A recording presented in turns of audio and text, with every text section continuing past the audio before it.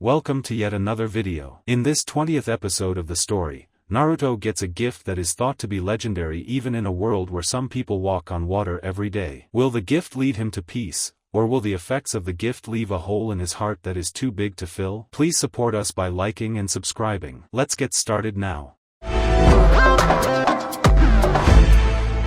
Bright orange eyes slowly opened to the light of a new morning as a caramel-hued hand rose to brush away verdant mint-green bangs. A small, cute yawn escaped Fu's lips as she put her hands above her head, stretching out on the comfortable travel mat that really wasn't built for two people, not that it ever stopped her. She rolled over slightly, expecting to see sleepy, curious rippled eyes awake and looking at her. However, Naruto was still fast asleep, a peaceful expression on his face that was covered by a few rebellious locks of hair. Fu smiled slightly as she slipped out of the bed, feeling the loss of warmth as her naked body greeted the day. She moved into the light streaming in through one of the windows Naruto had graciously added to the house they had come to call home over the last few months, and with each day it was beginning to feel more and more like it. She sunned herself pleasantly as she gathered up her clothes for the day, ignoring the fact that Naruto could wake up at any moment and see her like this. Her clothes collected, she looked round, smiling a soft smile that was usually hidden beneath her emotionless mask as she gazed at Naruto's still dozing form. He had been working so hard at understanding nature chakra recently that he would keep returning to the house every night and flopping down in an exhausted heap. Sometimes he wouldn't even go that far, forcing Fu to go outside and drag him back to his bed after he worked himself into unconsciousness. As she stood there, she realized that it had been getting more and more difficult to hide her emotions recently, or more accurately, she had begun to stop seeing the reason.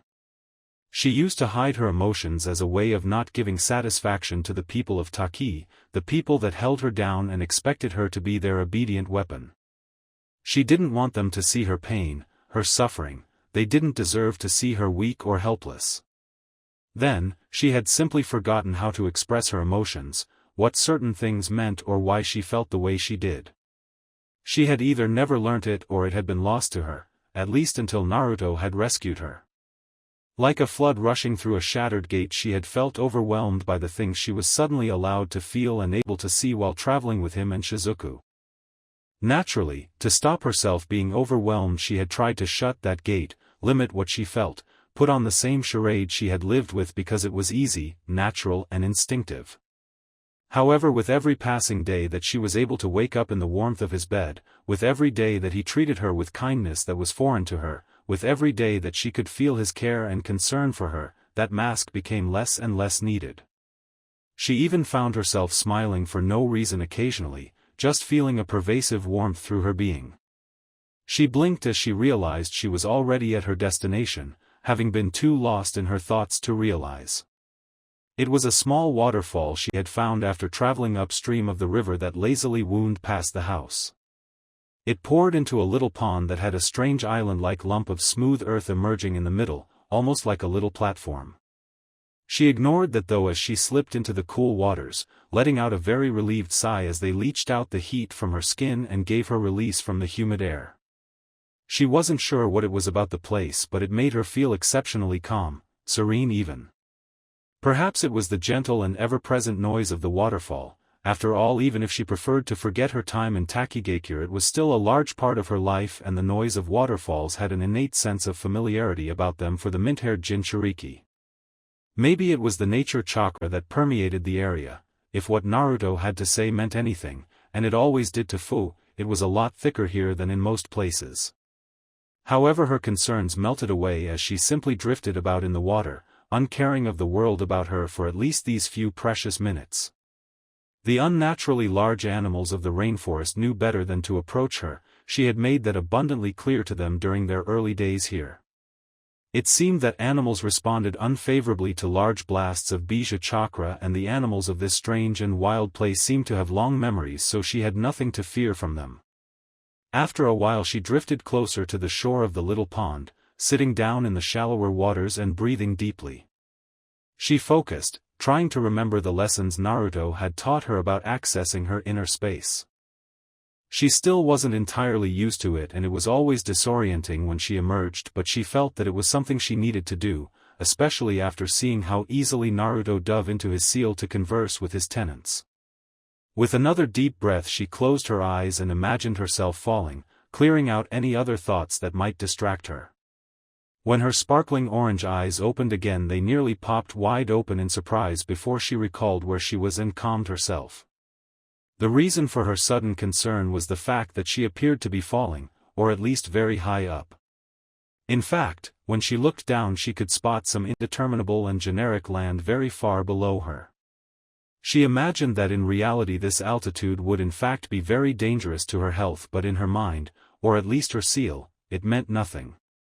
The air was warm where it was supposed to be thin and frigid, there wasn't even a sun in the sky, light just seemed to shine from some indeterminable source above them. To stay aloft she had two large insectoid wings that were familiar to her by this point, however the difference was that she was unused to them appearing so real. Usually they were just extensions of her bijou shroud, now though they were real, solid, golden wings, jutting out from between her shoulder blades. They hummed pleasantly as they beat up and down unbelievably fast, creating a blurry distortion behind her. She switched her focus to what she had entered the seal to see, an enormous tornado that encompassed much of her vision when she looked at it. It was odd though, as while a tornado was mostly opaque due to the speeds of the winds and the debris they picked up, this one was almost perfectly see-through, only a faint blur of the air showing where the windy boundary was. Another peculiarity was the lack of noise. She had never actually seen a tornado before, only seen them in pictures, but she imagined the howling winds would be rather noticeable. This one though was perfectly silent, not even making a whisper as the intense winds continued to circulate in chaotic and oddly beautiful manner. The reason for the whirlwind became apparent when the steady hum of much larger, much fiercer wings became apparent as the Nanabi no Kabutomushi finally came into view, riding the air currents of this non-existent place on 6 enormous, golden wings that gradually became redder as they moved towards the tips. Fu remembered the first time she had visited here, a week or so after settling on the island with everybody, vividly recalling how unbelievably overwhelmed she felt staring up at this monolithic insect. Fuchin. You're back. Of course that hadn't lasted all that long once she came to understand just how childish and even, dare she say it, friendly the Nanabi was. Hello Chome. It still weirded her out, being on first-name basis with a being that could quite easily swat her, rather ironically, like a bug should it be free. Of course that was nothing compared to the unsettling feeling that Chome was actually pouting at her. The Nanabi didn't even have lips. Or even really a face. Instead the giant rhinoceros beetle/glowworm hybrid had a strange, visor-like helmet that seemed to act as its eyes. That was where Fu looked to talk to it anyway. Oh come on Fu-chan, call me it. Please. Fu couldn't help her eye twitching, beings of immeasurable power were just not supposed to act this way. Hello, she sighed to herself, remembering Naruto's words about establishing a positive relationship with her tenant. At the time she had supposed it would hurt to at least know the creature she drew a lot of her strength from. Lucky 7. A small shudder passed through her being even as the Nanabi seemed to practically buzz with satisfaction. See? Isn't that so much better? Fu decided against saying the first thing that came to mind then, allowing the Nanabi to continue. Now, what can I do for you Fu-chan? The mint-haired Jinchuriki swore she could see a hint of mischief enter the bijou's eyes. This train of thought was beginning to become unproductive. Need some love advice for Naruto-san? At that point Fu was sure that if Chome had eyebrows they would have been wiggling in a very Jiraiya-esque manner, not that she knew what Jiraiya looked like. No, it isn't that. Naruto told me that I should talk to you more, get to know you. She was glad her mind was able to come up with that. It helped her fight the blush that was threatening to appear. Well, I would expect that from somebody who takes after our father. He really is a wonderful person your Naruto-san, isn't he? Fu found herself smiling softly as a small sigh escaped both her and the Nanabi's lips, another unproductive thought. Yes he is. She blinked, catching herself after realizing just how she had acted, like some pathetic fangirl. She quickly reorganized her thoughts. Alright then, what did you want to know this time? Fu had come into her seal a few times before, each time deciding to learn something new about her tenant. From it she found that there was actually a lot she could relate with the Nanabi. Like her, the great insect had been forced into a certain role by necessity, having to become the peacemaker between her dysfunctional and very powerful family lest they cause mass destruction, something she had always thought to be against their fathers, the sages, wishes. Its whole personality had been molded around that role through its developing life as it became bouncy, carefree, and happy-go-lucky.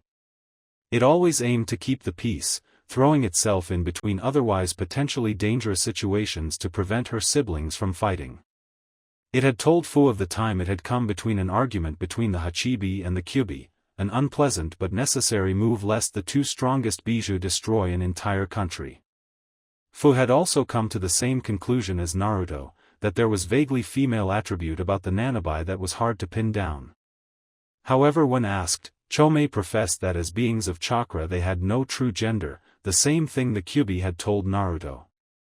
Even if they did, Fu had a feeling she would have difficulty thinking of the enormous insect as female, no disrespect intended towards it of course. I wanted to ask about your form. Chomei looked down at its body, almost as if it were only observing it for the very first time. It was innocent behavior like that that made Fu find the strange and eccentric insect slightly endearing. My form? Fu nodded quickly, knowing that if she didn't keep the conversation on track the Nanabi would somehow find a way to derail it onto a tangent. Why do the Bijou look the way they do? Why are they so different? Fu could almost see the non-existent eyes blinking in confusion from behind the visor-like face. I couldn't say. That threw Fu for a moment. The Nanabi had always had an answer to her questions, it was part of her confident personality. The only person who would is the sage, our father. He was the one who made us this way when he split out chakra out from the Jubi using the Banbutsu Suzu. Fu nodded, she suspected as much. It seemed weird to think chakra would just naturally take the form of a three-tailed crab turtle or a five-tailed dolphin horse. Either the sage was a very strange man with a vivid imagination or he had some underlying plan to their forms. Perhaps he decided these forms would best suit our personalities once we were made, or he thought we would develop certain personalities with these forms. I honestly do not know. To be truthful, the thought had never really crossed the Nanabi's mind, just like it would have thought it wouldn't have crossed the mind of any of the Bijou. This was how they were, how they always had been, and they were very proud of the forms their father had given them, especially the Kyubi. Another thing, why the difference in your power? From what Naruto tells me, the Kyubi is far stronger than the other Bijou, more so than the number of tails should indicate. It was true, when they had run into Kurabi again Naruto had felt the hidden power of the Hachibi, comparing it to what he felt in Fu to get an indication of the eight tails power.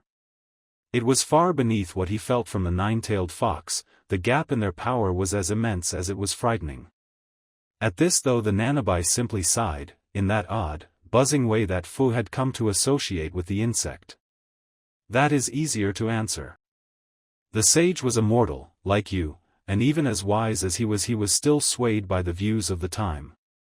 The world existed in a system of feudal lords and peasantry, with everybody answering to a higher power than their own.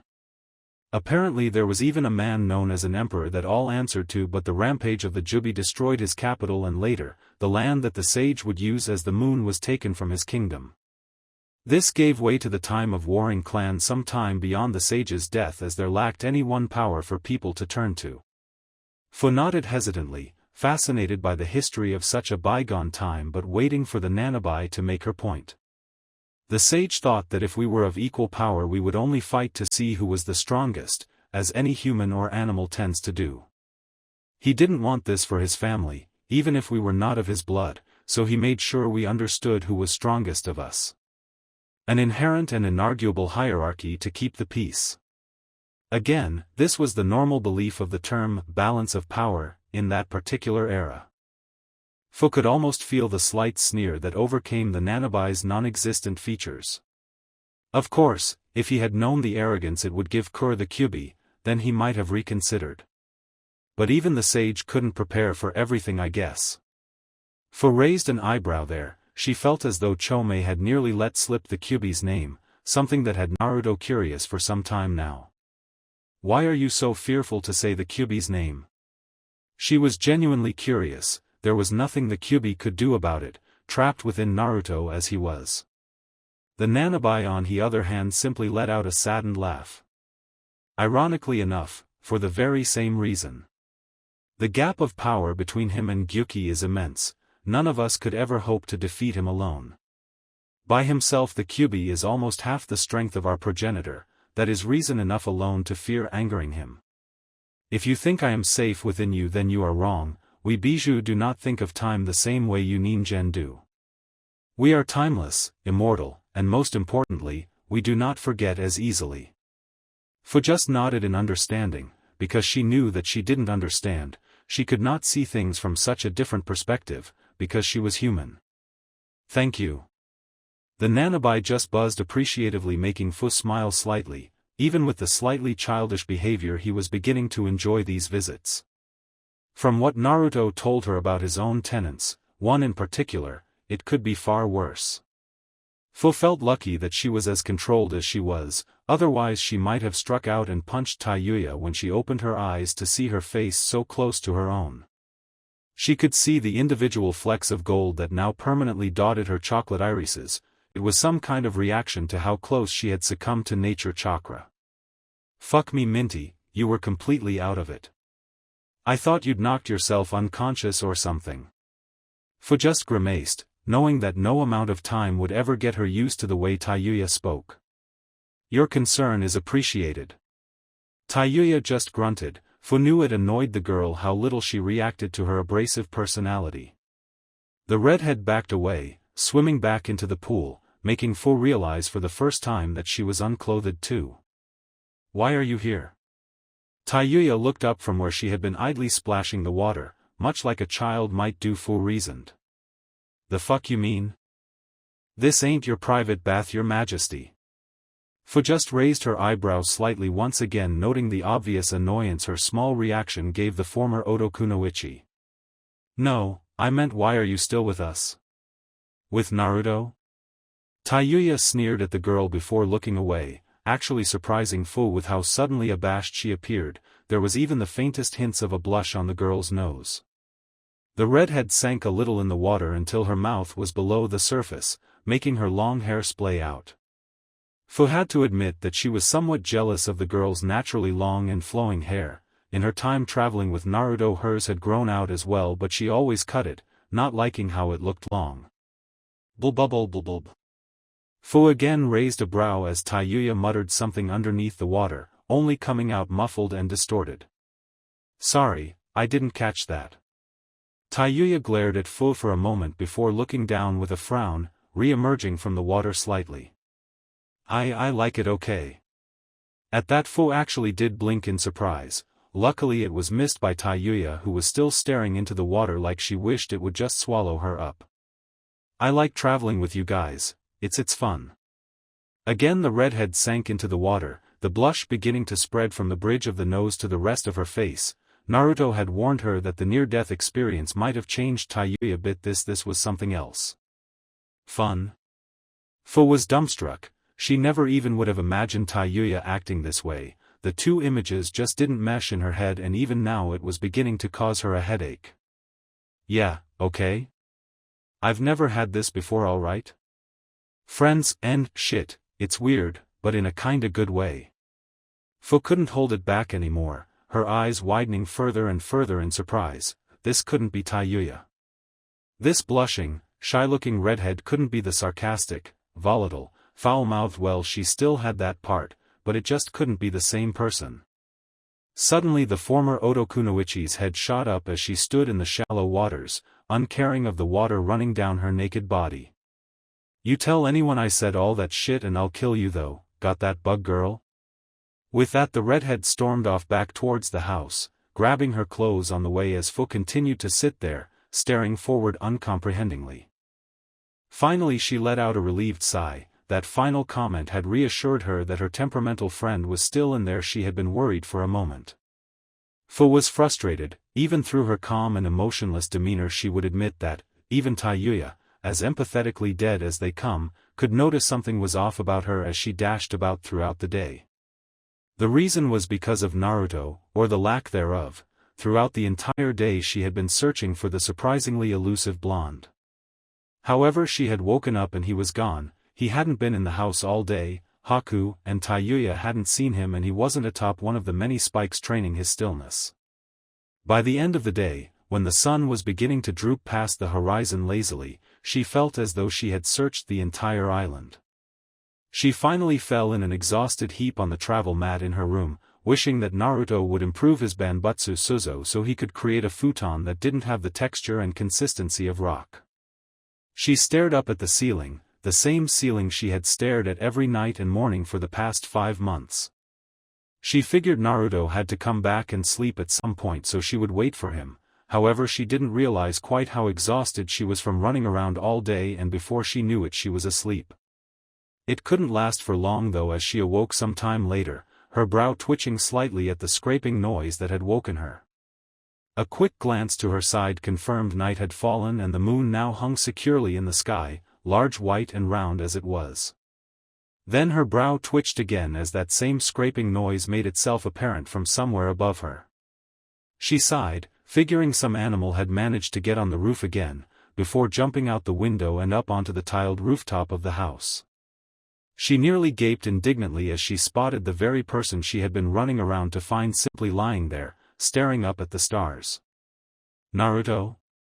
The blonde looked around, slightly surprised to find somebody else up on the roof, but he relaxed when he saw it was just Fu, smiling lightly at his friend. Hey Fu. He scooted over slightly on the roof, making Fu raise an eyebrow in amusement considering there was plenty of roof for her to sit on already. With a small tired, but amused sigh, Fu walked over and sat down in the spot Naruto made for her. I suppose you've been up here all day then? Fu wouldn't have been surprised, although it sounded like one of those situations that would only happen in some gag manga. Naruto just sheepishly rubbed his head, grinning as he reached into one of his pouches, pulling out a normal-looking scroll. Actually, I went to the mainland. Fu looked around, slightly confused at that. She hadn't thought Naruto would be leaving the island at all during their training, especially considering the chance he might be recognized. You know, I keep messing up when I try to make the futons, so I thought I would go and buy some. We still had some money left over from traveling with Tsunade after all. Fu was silent for a moment, not sure what to say, before finally a small, slightly saddened chuckle escaped her lips. Why? Naruto looked around, noticing that Fu was looking straight forward, out into the forest, with her hair falling forward over her eyes. Why are you so selfless all the time? Now it was Naruto who was thrown for a loop, unsure of what had come over his friend. However, before he could say anything, Fu turned to him. Naruto was shocked to see a single tear rolling down her dark skin, sharply contrasted by the moonlight refracting through it until it looked like liquid diamond. Don't you know that today's your birthday? Naruto blinked once, then twice, before looking down with a furrowed brow. They had parted ways with Tsunade sometime in February, then there was the month in Wave Country, the time spent recovering after the incident in Konoha, the 2 months searching before running across Kurabi, and finally the 5 months they had spent on the island. That would put them in October. It would be around his birthday. I suppose it is. I hadn't even thought of it. Fu wiped away the tear from her cheek, sighing irritably for a moment before pausing, seemingly thinking better of it as she chuckled quietly again. I should have guessed that something like that wouldn't matter to you. Naruto frowned again, noting the genuinely disappointed tone in the other Jinchuriki's voice that confused him, for rarely showed this much of her emotional side. It's not that it doesn't matter. Naruto's frown deepened as he tried to put his thoughts into words while Fu looked around, curious. When I was young, my birthday meant something else. It was the day the Yondaime defeated the Kyuubi. Sometimes the Hokage would come and we would have ramen together, but other than that it never really meant anything more. Then at the temple I just kind of forgot about it. Birthdays weren't really celebrated, they were just another day. He looked up, noting that Fu was still looking at him with an indecipherable expression, almost as if she was trying to work something out. Oh. Again, that disappointed tone that had Naruto thoroughly confused. he meant what he said, his birthday had long since lost any meaning to him. Why? This time Fu seemed to be caught unaware as she looked away, but not before Naruto caught the blush running across her face. Naruto's eyes widened as he realized something that had been nagging him in the back of his mind since this conversation began. Sorry Fu, is this because I never asked when your birthday was? He winced, realizing that he had been traveling with Fu for close to the 3 years now. He would have definitely missed it at least twice already. However, Fu turned around to him again, all traces of the blush gone as she looked at him incredulously, shocked even. That's your first thought? All of this and your first thought is still about someone other than yourself? Naruto just blinked, genuinely not understanding as Fu looked down, another unreadable expression marring her features. It's moments like these that make me wonder why I ever deserve to even be around someone as pure as you. This time Naruto recognized the expression and the tone of her voice. It was that same look that Haku had after he had been revived, a complete lack of faith in herself, a loss of hope. Fu couldn't even finish her thought before she found warm, strong arms encircling her, pulling her forward into a tight but comfortable embrace. Don't say that Fu, never doubt why you're with me please. Fu could only gulp with widened eyes as the sheer sincerity and emotion in the blonde's voice. You're my friend, one of my oldest and most precious. I travel with you because I want to. A light chuckle escaped his throat that was still laced with emotion as he hugged her slightly tighter. See? I'm not as pure as you think, I'm selfish. I'm selfish for wanting friends, wanting companionship and the warmth it brings. If I was selfless like you thought I would walk this path I've chosen alone, bear its weight on my own shoulders, but I don't want to. Fu was still shocked into silence, uncertain of what to do as she was trapped in Naruto's arms. And Naruto, the blonde finally pulled back, a soft smile on his face that Fu was unable to look at, practically feeling the intense heat on her cheeks as she looked away. Her heart was fluttering in ways she didn't understand but had a sneaking suspicion about. She had read about it enough in her books. Just remember that for me, okay Fu? The mint-haired girl could only nod. It was all she would trust herself to do. Naruto just sighed in relief, the disparaging look in his friend's eye was gone, it was replaced with dumbfounded confusion but that was beside the point. So what brought all this on anyway Fu? The girl was silent for a few more moments before she realized Naruto had even asked anything. Ah yes. She reached behind her, pulling out a scroll similar to the one Naruto had that contained the futons and hesitantly held it in her hand.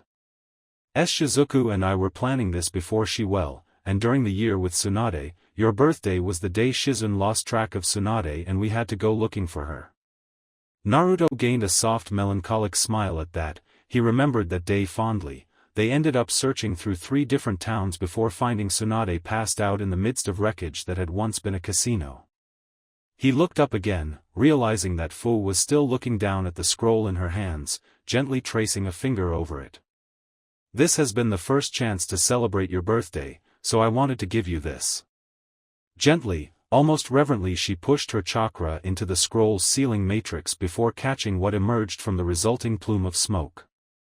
Naruto could only stare at the gift in her hand, a thin but strong-looking black thread binding together 6 identical white Magatama beads he recognized all too well. Are those? Fu just nodded with a small conspiratorial smile, idly winding the necklace's thread around her finger. They are the beads you first performed the Banbutsu Suzu with. I thought they would be significant, so when you asked me to get rid of them I kept them instead and made this. I've been waiting for an opportunity to give it to you, but before now nothing ever seemed appropriate. Naruto just nodded as he accepted the gift, feeling the smooth texture of the beads he had created with his own chakra.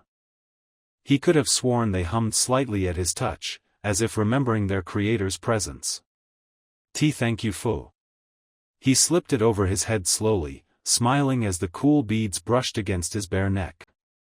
He looked up though, a hint of worry in his eyes as he looked at his friend scrutinizing the new addition to his outfit. But I don't have anything for you. Fu just smiled lightly, the previously negative thoughts absent from her mind for once. That isn't the point Naruto, this is your birthday. It's a day where you're allowed to be a little bit selfish. Naruto just grinned, a hint of determination appearing behind his eyes. Then when is your birthday? He faltered for a moment as sadness returned to Fu's orange orbs, wondering if he had said something wrong. Don't know, I was never told. She trailed off as she felt her hand grabbed by Naruto's slightly larger one. It was like he was trying to directly project his warmth into her by the contact. Then why not make it today? Fu's eyes widened before her entire expression softened. There Naruto went again, trying to make it all about someone else, never himself. However, who was she to go against her friend's wishes, especially on his birthday? That sounds nice. It really did. Far from Naruto's indifference to his birthday, Fu had never even experienced what it could be like. Things like that had been deemed irrelevant to her training and growth as a Jinchuriki, so had probably been discarded. After all, weapons weren't supposed to have anything to celebrate. However, almost immediately Naruto frowned, making Fu smile softly as she had already guessed what he was thinking. But I still don't have anything for you. For a moment Fu was about to lightly admonish him as a joke, but her breath caught as the clouds above them parted slightly, letting some of the moonlight stream down and bathe them both for a fleeting moment. Naruto's brilliant golden hair was lit up as the silver light seemingly gave his entire form new life. Her mouth worked silently for a moment as once again that strange, alien and wonderful feeling passed through her chest, squeezing her heart. Then could I ask for something? Naruto immediately nodded, and the sight alone neatly made Fu laugh. She didn't though, as it would have ruined the moment. She did understand though that at that very moment she probably could have asked for anything in the world, and Naruto would have tried to get it for her. Hell, she could have asked for the moon and he probably would have tried to pull it out of the sky like the foolish, but wonderful person he was. Fu. Naruto seemed uncertain as she leaned forward, bringing their bodies closer together. However, he became silent as she placed a hand on his shoulder and another on his cheek. At this moment Fu wasn't herself. Fu wasn't impulsive, romantic or emotional like this. However, at this moment she couldn't have cared less as their faces moved closer, finally coming together as her lips met his. It lasted only a few seconds, but to Fu it might as well have lasted a lifetime.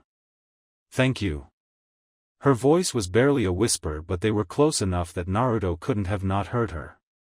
Finally though the moment passed and she drew back, a quiet, satisfied sigh hanging on her lips as she brought a hand up to lightly touch them, as if she could still feel the soft contact.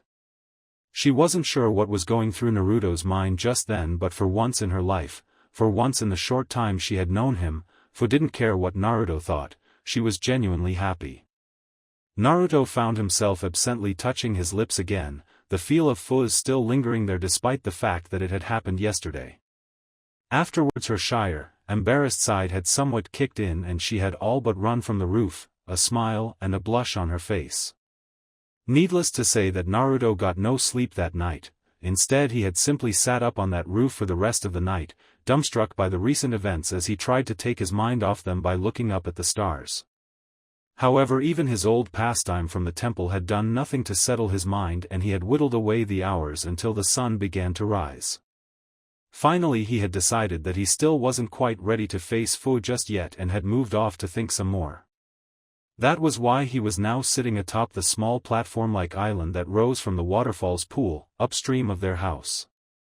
He had adopted the normal meditative position he used to train senjutsu, eyes closed with his legs crossed and hands together with the knuckles touching and palms up. He enjoyed the serene air here and had come many times before to simply meditate. Not to master senjutsu or to learn about his recently discovered ability to combine elements, but to simply think, sometimes not even that. The problems kept mulling over his kind like a tumultuous mess that wouldn't settle long enough for him to think clearly. On one side he was worried, intensely so. The last person who had gotten close to him like this was Shizuku, and the pain of losing her had nearly rent his heart apart. Could he survive if he lost Fu like that? Naruto honestly didn't know the answer to his own question.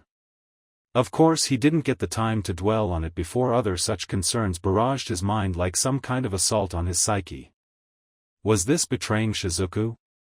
He could still vividly remember a very familiar scene of Shizuku shyly kissing him atop the rooftop on the Kumogakure temple. The warm nights they had spent together in Mizu no Kuni were still just as fresh in his mind as every memory he had since awakening the Rinnegan. In a way, it was the curse of his eyes, they never let him forget a thing. But did that mean he couldn't move on? He would still remember her, but could she just be that to him? A memory?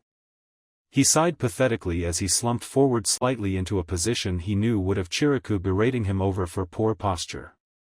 You really are pitiful, you know that, right? Naruto's eyes snapped open to the distorted but ominously familiar voice that broke the still air of the falls. There was a silhouette standing behind the waterfall, just standing there, but Naruto could feel their eyes watching him. Who are you? A deep, foreboding chuckle was his answer as the figure moved forward, parting the flowing water with an absent wave of their hand. Can't you tell? Naruto's eyes widened in surprise as the person revealed themselves, except it was him. I'm you.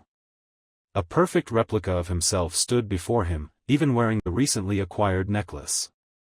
The only difference was that where Naruto's Rinnegan eyes were a warm, inviting purple, his were a deep, tortured red that glowed threateningly in the early morning light.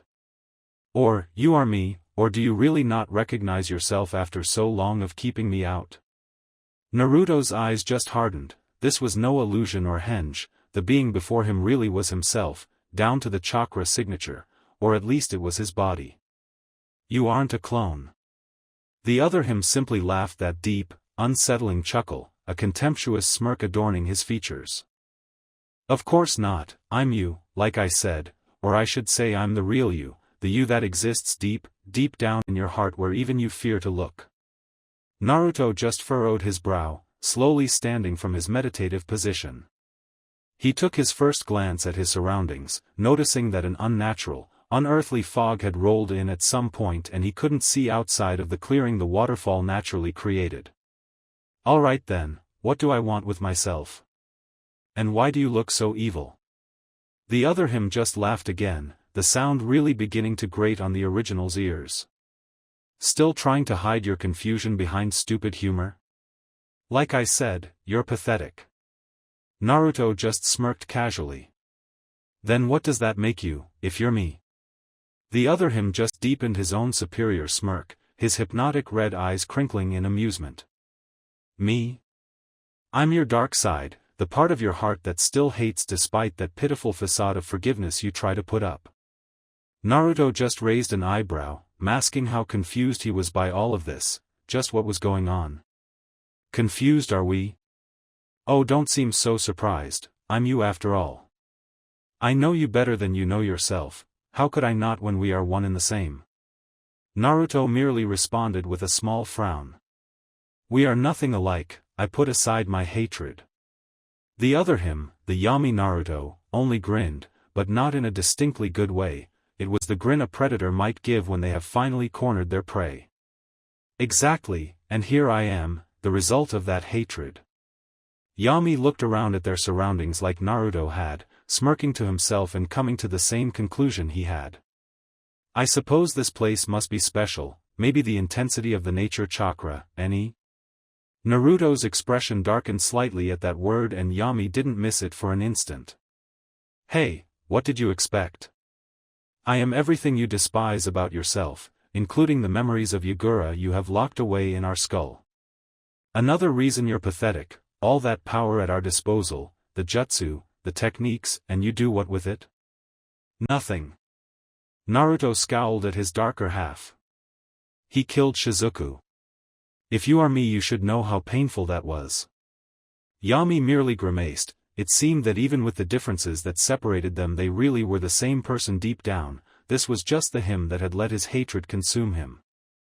And yet you used the Mizukanku no Jutsu all the same, was that not the very technique he used to find us, leading him to Shizuku? Naruto felt those words as an almost physical slap as he recoiled before narrowing his eyes at the other him. We had to find Tsunade, I couldn't let another friend die like her again. I had to learn to heal. Yami merely sneered derisively, crossing his arms over his chest in a way Naruto recognized as an action he did when he was disbelieving. You're pathetic, making excuses to yourself, literally. Naruto smirked, crossing his own arms as he stared back defiantly. Now who's the one hiding behind humor? Yami clenched his fists, but like Naruto he reined himself in, smirking right back. You're changing the topic.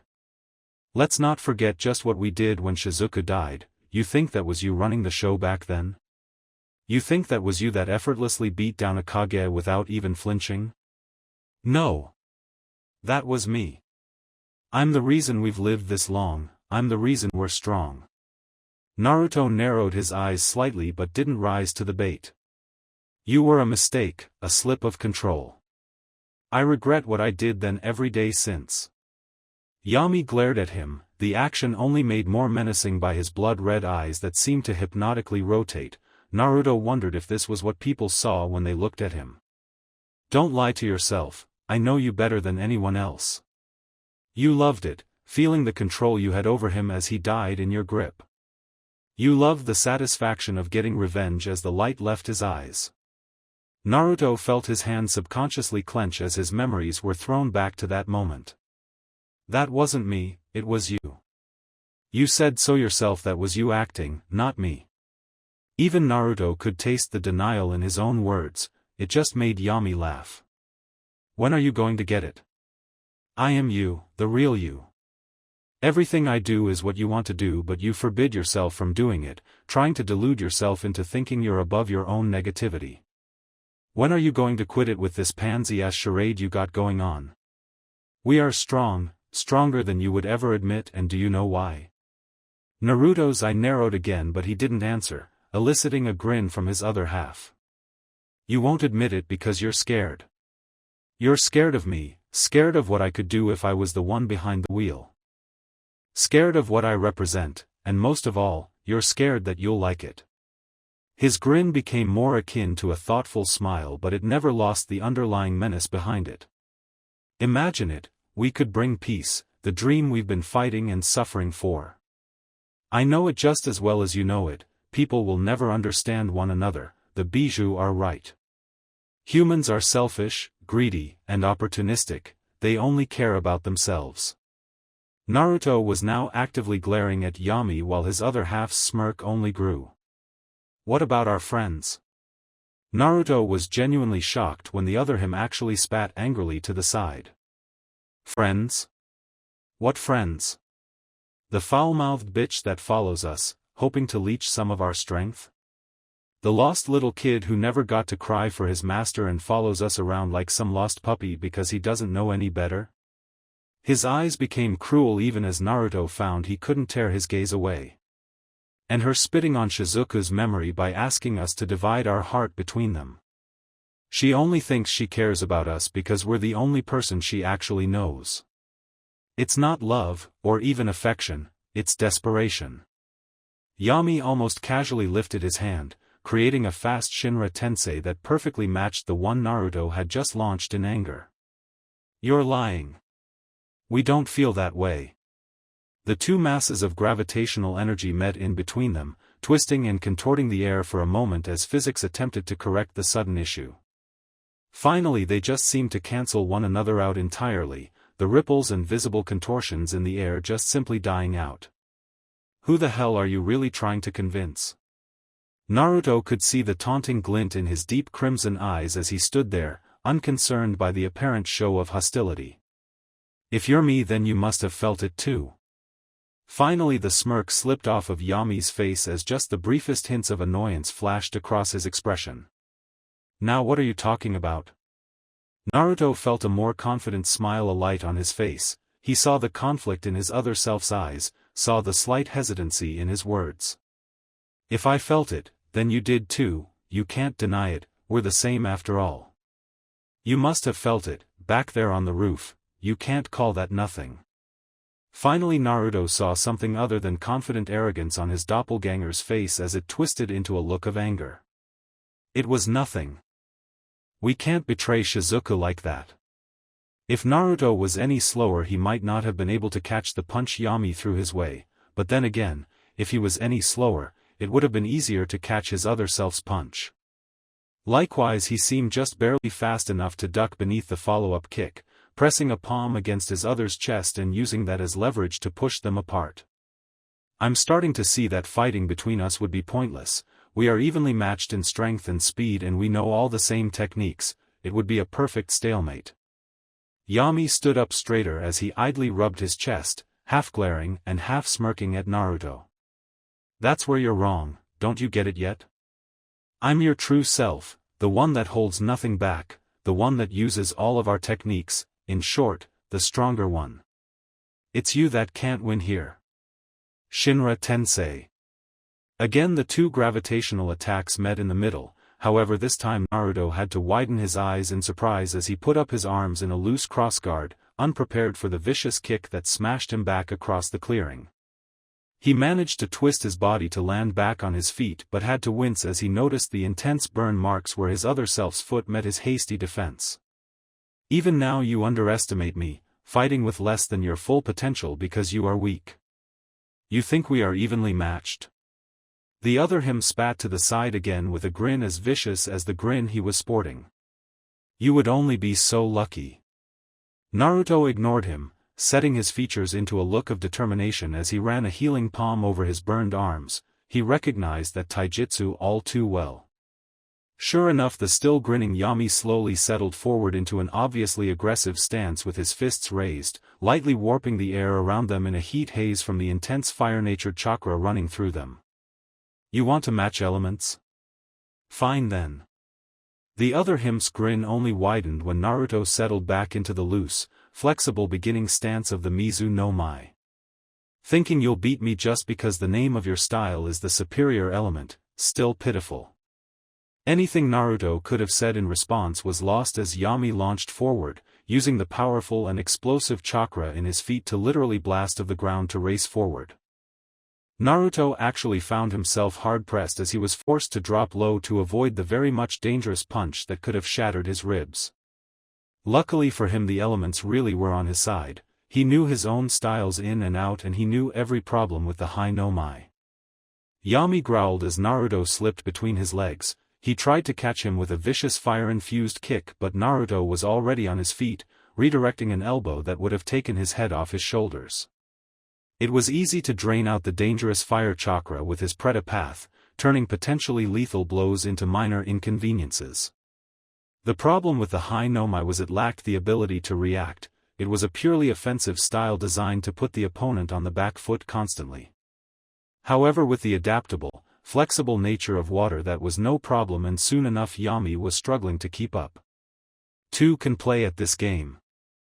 Naruto was so confident in his movements that he was unprepared when instead of the harsh punch he had been expecting he was suddenly thrown over Yami's shoulder.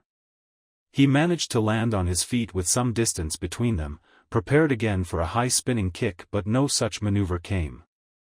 He turned to see Yami in the unmistakable starting stance to the Tsuchi no Mai. Naruto narrowed his eyes but rushed forward anyway, siding around his counterpart and grabbing his shoulder to flip over him. You just don't learn. His doppelganger suddenly dropped out beneath him, destabilizing his flip, and while he was still arcing through the air Yami came up with a brutal two-handed punch straight to his chest. The power behind it launched him straight across the clearing, through the waterfall and into the thick rock behind, leaving a distinctly Naruto-shaped dent in the tough stone. He peeled himself out painfully only to widen his eyes as a hand suddenly burst through the roaring waters, grabbing onto the front of his robes. Once again he was thrown across the clearing, however this time he just about managed to twist his body to land feet first against a tree trunk, a confused expression on his face. Wondering why Shikaku isn't coming to the rescue with his sand?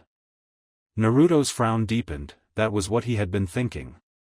Usually if he had been caught unawares by a move like that the sands would at least make an attempt to catch him or limit the impact damage. You fool, we're both Naruto, which one of us is the Ichibi supposed to protect, huh? Naruto grimaced as he dropped from the tree. He could almost imagine the confused expression on the Tanuki's face as he fretted over his two fathers. Fine then, I'll beat you with my own power. Immediately his body lowered into the Kaminari no Mai, fingertips crackling warning with lightning. Yami only smirked, throwing out his hand and motioning for Naruto to come. Now the one instigating Naruto flew forward, using the potent lightning-natured chakra in his system to enhance his reflexes and synaptic responses, allowing him to think quicker and move faster. The slow, sedentary style of the Tsuchi no Mai just wasn't able to keep up, the lightning easily breaking through the stout defense the earth chakra and the Azura path put up. It didn't help that the metal replacing Yami's skin was only acting as a conductor. "I told you, you never Leah." Yami's roar was quickly halted as he was blasted back across the clearing. Naruto had predicted his shift into the Kaze no Mai and had already slipped into the Hai no Mai, the fire-natured chakra in his fists reacting badly with the wind chakra circulating around his darker half. He stayed there in a low, alert stance, fists burning almost eagerly until Yami emerged from the trees, an irritated grimace flickering across his slightly singed features. "Is this what you want? For us to stay here, endlessly cycling through the elements with no clear superior until we've both completely exhausted of energy?" Naruto took a deep breath as he calmly observed his other half. He was beginning to feel the strain on his body from switching between very different taijutsu styles already. They wouldn't be able to keep this up for very long. He was right, they both knew the styles, they both understood their weaknesses, it could only end in a draw. "Fine, aren't you supposed to be the one with no limits, using techniques I'm apparently too afraid to use?" Naruto found himself deeply unsettled by the evil grin spreading across his dark half's features. "I thought you would never ask." "Shura no Ko." Naruto couldn't even think to dodge as Yami's Rinnegan pulsed excitedly, his arms rising up along with his maddening grin. He could only watch in astonishment as his reedied counterpart's arms seemed to join together, mechanisms seemingly sliding out of his skin to lock them together like barrels of a gun. However, the analogy didn't become appropriate until his hands disassembled, revealing two very smooth barrels, quickly charging up with energy. Hanatsu. Naruto literally only had time to raise his hands before his vision was filled with a blinding white. The blast of pure, undiluted chakra was large enough to send Naruto flying back through multiple trees, leaving them wrecked and in splinters. Despite the fact that a lot of it had been absorbed through his Preta path, there was just too much for him to take in so quickly.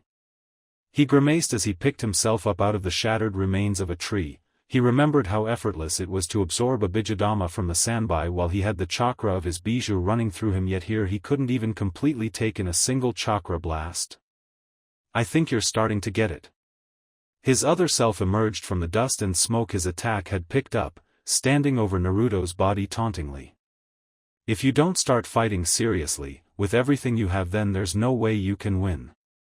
Naruto did his best to hide the pain he was feeling, medical chakra already circulating through his body as it sped up his naturally fast regeneration, only made faster by his Azura path, fixing the internal damage. "Then what about you?"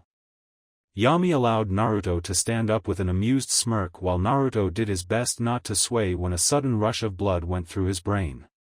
"You could have drawn on the chakra of our tenants any time, why prolong this?" Finally Naruto saw a hint of annoyance cross his counterpart's face as his hand clenched and unclenched. "Don't you think I haven't tried, you fool? I want to end this just as much as you do. You don't deserve to sit behind the wheel if you're going to continue to be this weak. This whole place seems to simply reject Bijou chakra. I can't summon it or I would have dealt with you by now." Naruto raised an eyebrow, wondering if this could be because of the nature chakra. Was it some kind of opposite to Bijou chakra? He supposed it made sense considering the original wielder of the Rinnegan was a sage and he was supposed to have defeated the Jubi. "Heh, you know, it's really amusing to watch the little cogs turn in your head as you come to the same conclusion I did. Just crossing the finish line a little late, aren't you?" Naruto scowled as he found his balance again, the rush of healing chakra finishing up its job in his body. "The Bijou aren't just some tool to be used, they are living beings. Their power isn't ours to simply use as we like.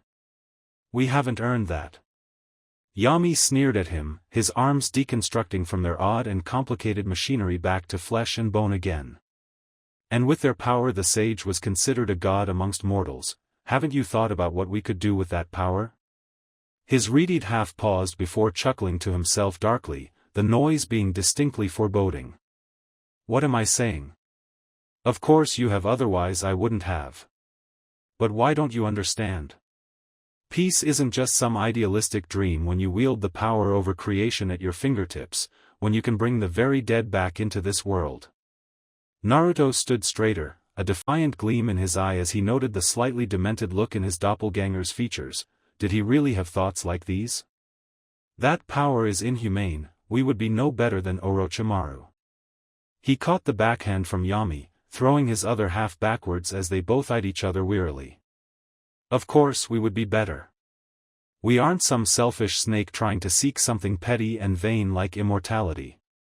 We work for peace. We would be a god that all could look up to and finally force people to understand the pain others feel through their own selfish actions. Naruto chuckled at Yami's words, making a flash of irritation cross his mirrored self's face. The path to Naraka is paved with good intentions. You know that any peace delivered through force would be just an illusion, it would be meaningless.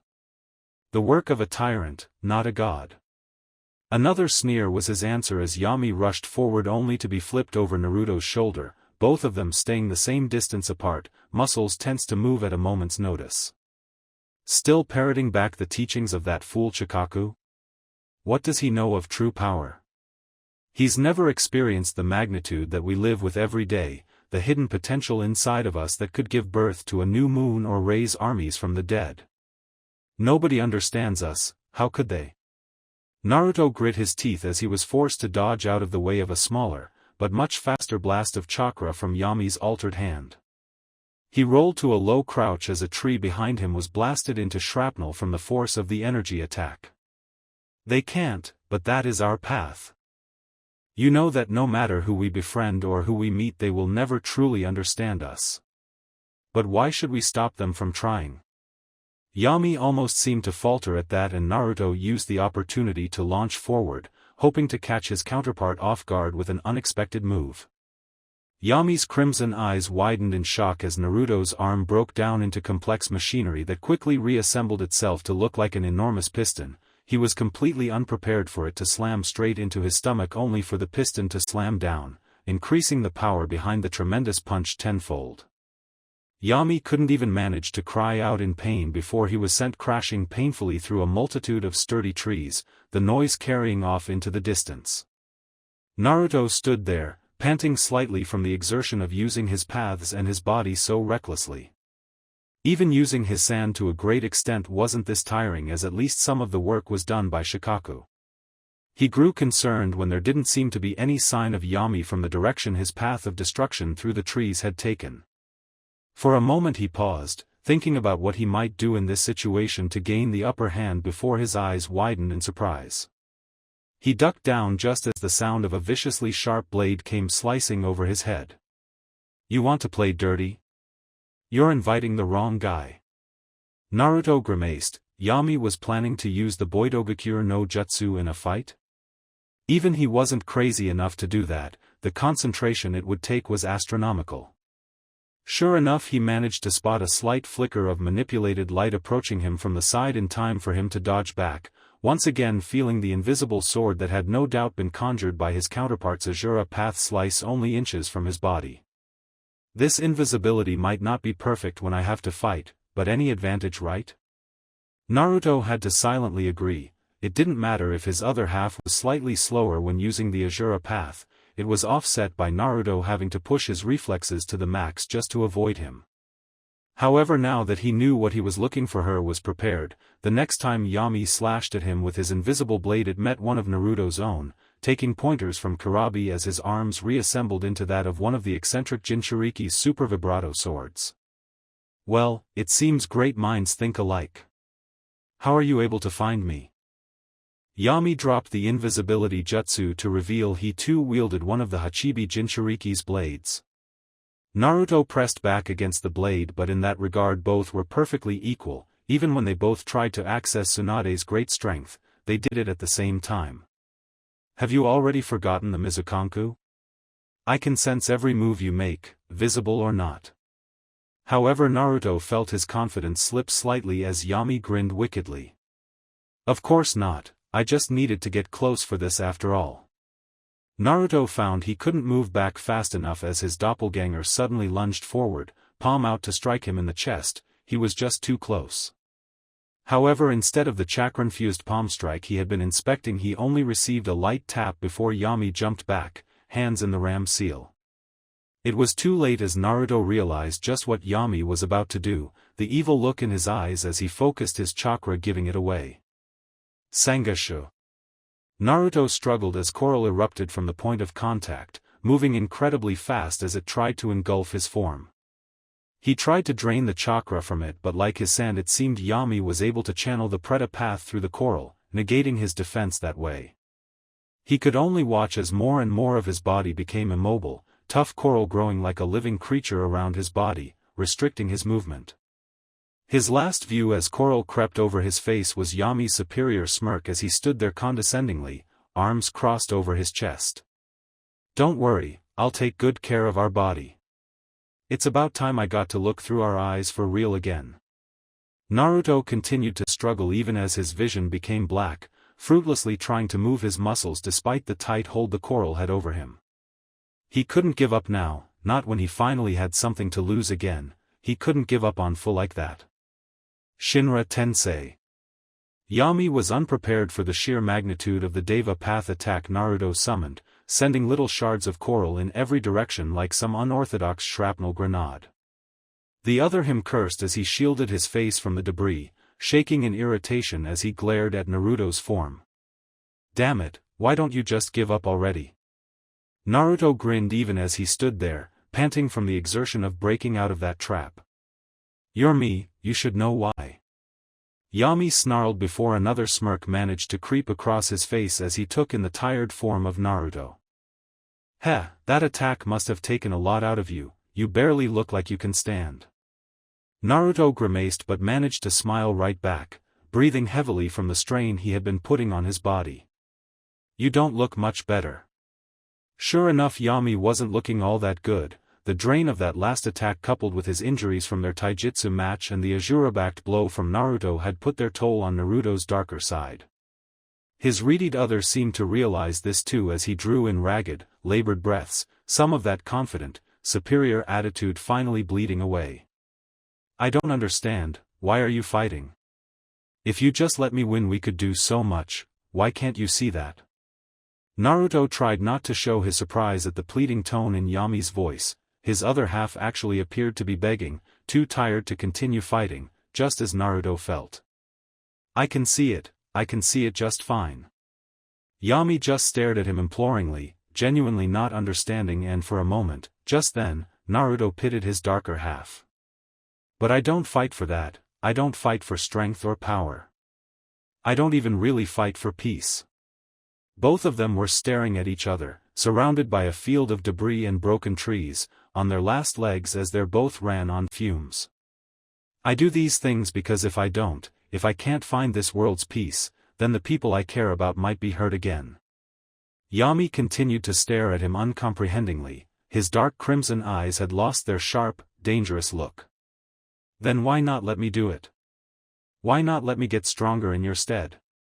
Naruto smiled grimly as he pulled in another deep breath, straightening out his body at the same time Yami did.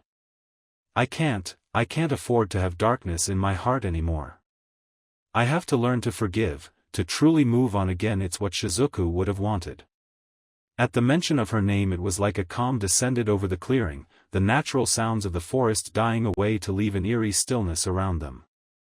All at once a snarl ripped its way across Yami's face as he suddenly seemed to draw on energy he didn't have, blindly rushing forward with his fist raised back.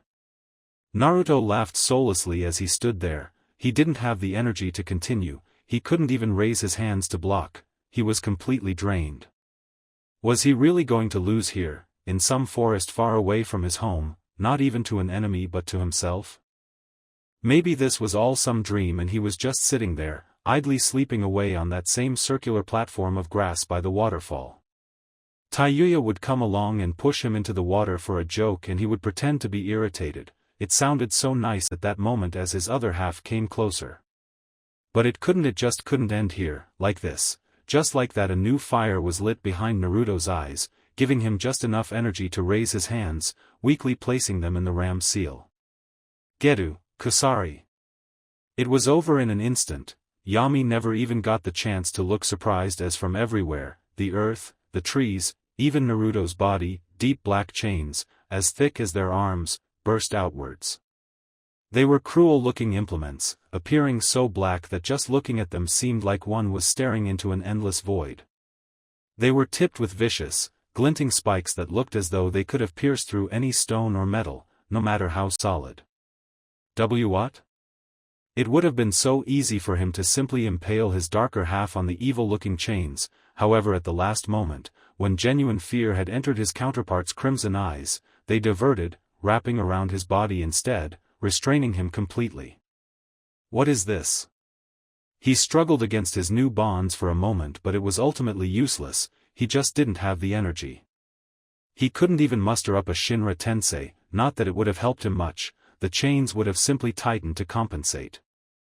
Finally he looked up, meeting Naruto's gaze as red Rinnegan met purple. So, this is it then? I lose? Naruto nodded slowly, just as disbelieving as his doppelganger was. He didn't even know what this power was that had just appeared. So now what then? Naruto snapped out of his shock as he gazed at his darker clone. The thought of what to do when if he won hadn't even crossed his mind yet.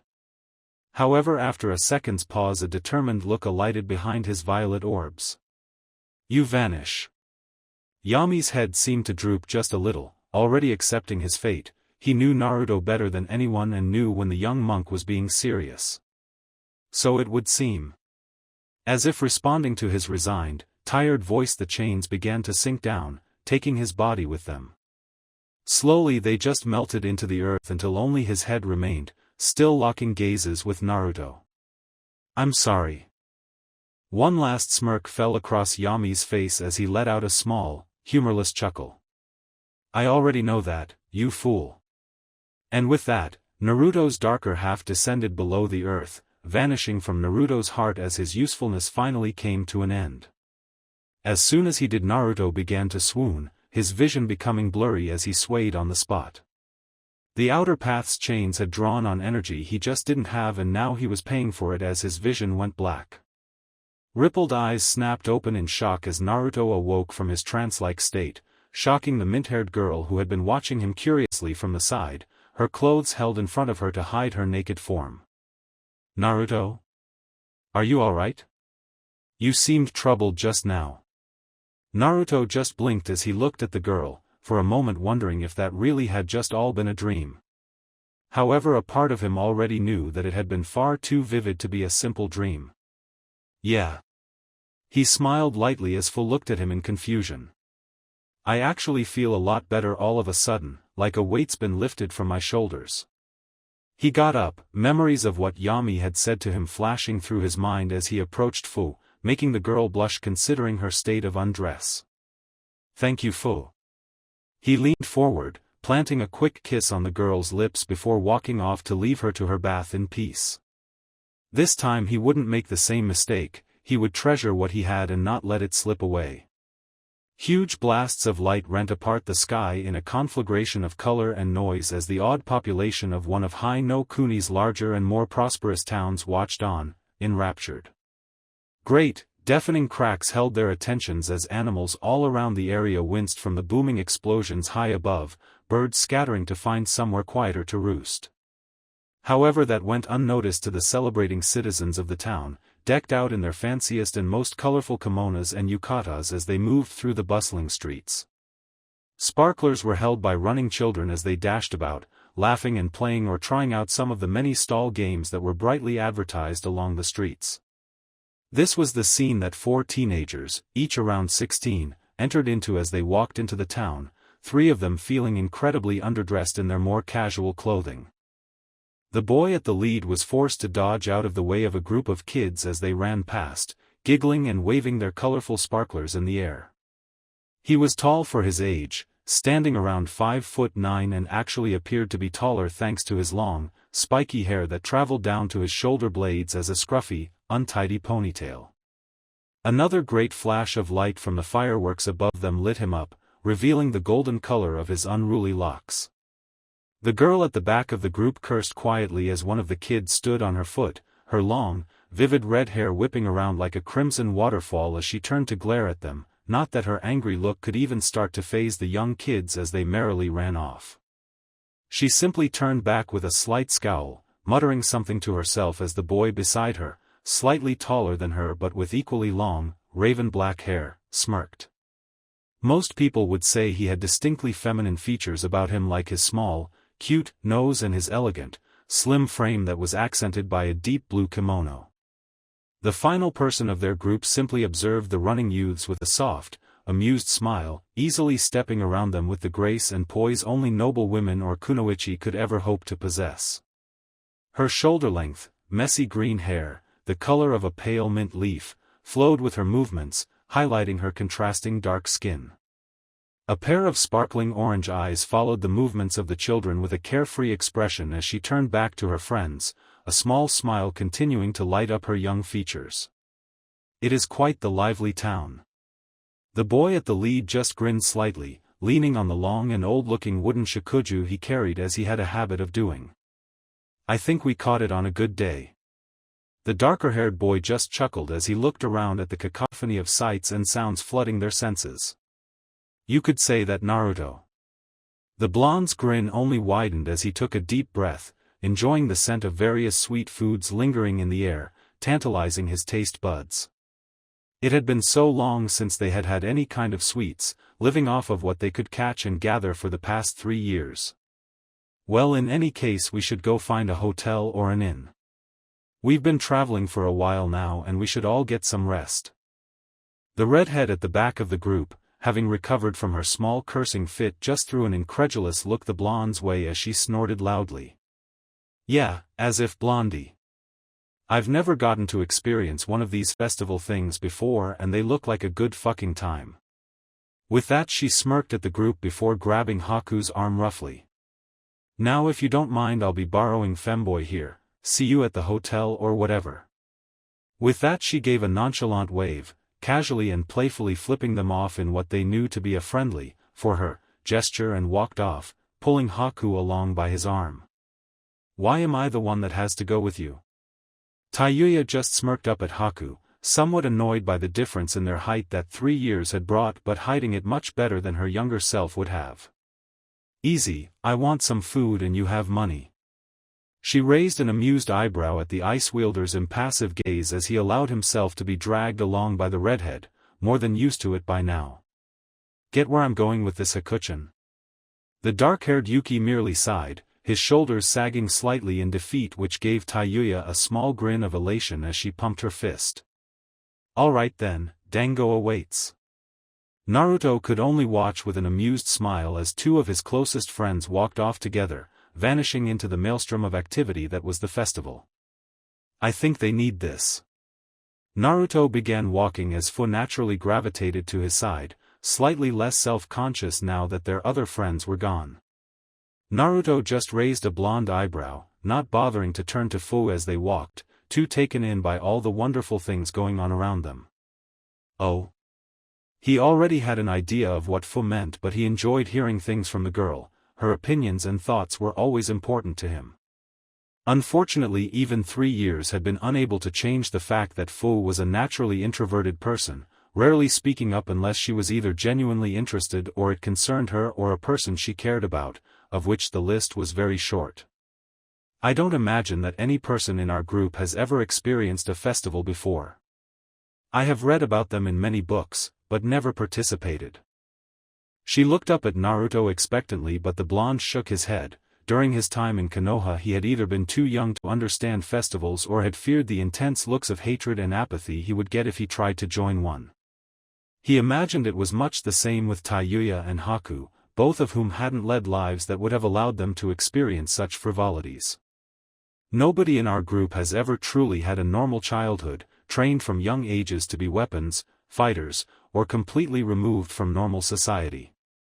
She smiled softly as a small puppy ran past excitedly, barking enthusiastically as a young girl chased after it, just as happy as the little animal. It is nice to experience things like this, even if only for a short time. She blinked in surprise when she realized Naruto was no longer at her side, not having even felt him move away. I think you're right. She turned, spotting Naruto standing over by a large stall, its sign proudly advertising the fish catching that it was hosting. The blonde monk stood near to it, waving Fu over with an excited grin. The young Jinchuriki just paused before smiling in return, walking over to the blonde with an amused smile. Above them, fireworks continued to blast into the sky, lighting it up in a myriad of colors and sparkling patterns, drowning out any negative thoughts one could be having on such a joyous night. Oh, colorful aren't they? Two men stood atop a high ridge overlooking the village, their dark cloaks helping them blend in with the darkening night.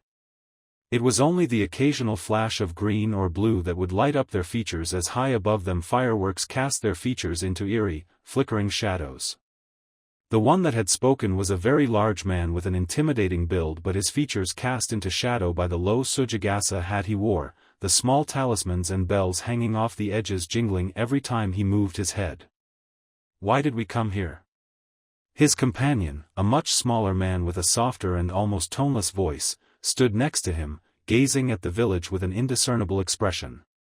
His dark eyes were impassive, uncaring even, and only held the barest flickers of interest at the exciting and enrapturing sights happening below them.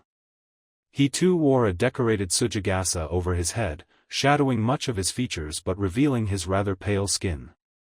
Oh, come on now, we should get to kick back every so often, and a festival is the perfect way to do that. Some sake, maybe a few women. The smaller, slighter man sighed at the suggestive tone in his companion's voice. Even an emotionless guy like you should be able to appreciate that, right? The larger man turned, the expectant look in his beady eyes hidden by his hat, even though he was sure his friend would be able to spot it from his body language. Very well, but make it quick. A sharp, toothy grin made its way across the bigger man's face as he turned back to the village in front of them, rubbing his hands together excitedly. I knew it, even someone like you has to have fun once in a while. His eyes gained a devious glint as he spotted a group of women dressed in fine kimonos and yukatas moving through the packed streets, giggling and talking among one another as they expertly weaved through the throngs of people like true natives. Now then, shall we hit the casinos or enjoy something on the softer side? His partner stayed quiet, simply turning away from the larger man and walking off towards the town. The bigger man simply shrugged, his grin returning full force as he followed after his companion, his dark, high-collared wrap fluttering in the breeze. High above them another bright flash erupted across the sky, illuminating the large, puffy red clouds that decorated their black cloaks. This is strange, none of the games here seem particularly difficult. What is the point without challenge? Naruto just chuckled as he walked along beside Fu, each holding a slowly steaming stick of sweet-smelling dango as they moved through the throngs of festival-goers. I don't think the point is for them to be difficult, you are just supposed to have fun. He pointed to a young couple, around their age, that were standing in front of a ring toss stand. The boy had a determined look on his face as he tossed one ring after another, each one just narrowly missing its mark as it made little clattering sounds. The girl just stood to his side, a bright smile on her face as she cheered him on, finally erupting in a large cheer as the boy finally managed to snag one of the rings. See, they're just here to have fun. Fu watched on curiously as the stall's owner gave a toy the boy, who quickly passed it on to the girl. Her eyes widened slightly as the girl looked down shyly, a little blush staining her cheeks as she quickly and embarrassedly leaned forward and pecked the boy on the cheek, smiling softly to herself as she turned and walked off. The boy wasn't far behind her, a stupid grin on his face and a small blush of his own. Fu blinked once at the alien interaction before looking up at Naruto, noticing he was watching the couple move off as well. Could you win me something? Naruto paused for a moment, blinking in amazement at the timid, slightly confused tone to Fu's voice. He frowned, knowing that even without chakra Fu would easily be able to win any of these stall games, they were made for untrained children after all. However, he saw no reason to say anything on it as he allowed a grin to slip onto his face. Sure, come on. Fu was a little surprised when Naruto grabbed her by the hand and led her over to the nearest stall, a rubber ball scooping game. The stall owner smiled congenially at the just another teenage couple he saw and quickly handed Naruto a small stack of 3 simply paper scoops. Naruto could have easily channeled chakra through the paper, reinforcing it and even waterproofing it, but he was naturally honest by nature, so just decided to take the game for what it was. He grabbed one of the offered bowls and after a moment of thought dipped the little scoop into the water, quickly flicking up one of the balls into the bowl without even breaking the scoop. The stall owner seemed a little surprised by how easily he had done it, but that was nothing compared to when Naruto repeated the process 3 more times before the paper finally broke. "Wow, that's pretty impressive, kid. You come to festivals often then?" Naruto rubbed the back of his head sheepishly as he looked at the other scoops he still had left. "No, it's actually my first time." The stall owner just smiled at the perceived young couple as he gestured to the small shelf of prizes at the back on the stand. "Well then, the lucky beginner gets to pick one of those prizes." Naruto quickly saw the one he wanted to get, a white plush wolf with red markings across its body and what appeared to be a small halo of fire stitched to its back. It was a cartoonish representation of the goddess Amaterasu that had become popular as of late with artists. Almost as soon as it was in his hands he passed it along to Fu, who simply stared at it for a moment, more and more red beginning to spread across her cheeks. "Thank you." Naruto was about to tell her it was nothing, but she silenced anything he could have said as she leant forward, standing on her toes to account for the slight height difference, and kissed him softly on the lips. When she finally leant back out, she had a satisfied smile on her face as she clutched the little plush wolf to her chest almost like a normal teenage girl. "And no problem." Naruto still wasn't used to the kissing with Fu. Even after all this time it gave him a warm tingling feeling in his stomach. In his slight daze he managed to turn and absently knock the other paper scoops to the ground by accident. Blinking out of his stupor he immediately bent to pick them up again, only for someone else to beat him to it. "Heh, you should be more careful, Gaki, you only get a few of these." Naruto's eyebrow rose a little at the blue skin of the man offering the scoops back to him, as well as the black nail polish on his hands. He also wore an ornate yellow ring that had the kanji for south on his left ring finger, but anything else about the man was hidden beneath his high-collared black cloak and face-shadowing Tsujigasa. "Thank you." He couldn't see it through the shadows cast by the man's hat, but he could almost feel the vicious grin the blue-skinned man was giving him. "Heh, no problem, kid." With that the large, imposing man stood back up, letting Naruto notice that he had a companion dressed in similarly concealing attire. However, more frightening was the fact that Naruto could practically feel the enormous chakra emanating off of both of them even without his water-sensing ability. "Be more careful next time." Naruto ignored the slightly mocking tone as the enormous man walked off, his smaller, quieter partner following after him without a word, but not before pausing to look at Naruto one last time. "Are you okay, Naruto?" The blonde shook his head quickly as he realized he had been staring after the two, enraptured by the chakra they just casually gave off, even if the smaller one was hiding his own better. He looked around to Fu, who had been tugging lightly on his robe's sleeve, also staring after the two men. "We should go find Taiyuya and Haku, get some rooms for the night before they're all booked up." Fu paused, feeling as though Naruto was leaving something out, but ignored that as she nodded slowly, allowing herself to be led off by the boy, stuffed wolf still held protectively against her chest. Down the street the two cloaked men continued to casually stroll through the crowds, the smaller opting to weave through the people like a ghost, never touching anyone, while the larger man practically parted the crowds with his mere presence. The more observant and less drunken festival-goers would have noticed that the enormous bandage-wrapped object on the man's back seemed to be moving slightly, a clicking, groaning sound like scales rubbing together occasionally sounding from beneath the white wrappings. "Oh, is that right?" The large, blue-skinned man gained an amused smirk as he spared a glance at his partner, who was looking ahead expressionlessly. "Samahata has some interesting information for us. What do you think, Itachi?" The younger man said nothing for a few moments as they kept walking before finally looking up at his partner. For the briefest of moments two deep red eyes peered out of the shadows cast on his face like some eerie Cheshire cat. "Go on, Kisame. You know, all these people really don't make tracking the Gaki's chakra any easier." You should give me more credit, Itachi. Kisame waited for a reply from his stoic comrade as they made their way through the various crowds of people. The festival was beginning to wind down as people either flocked to their homes or their hotels.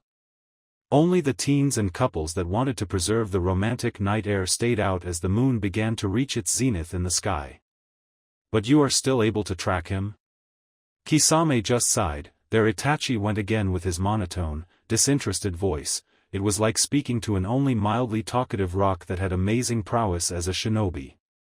Yeah, once Samahata's got the scent, she's better than any nin can, although who would have thought we'd be the first to find our Jinchuriki, Itachi?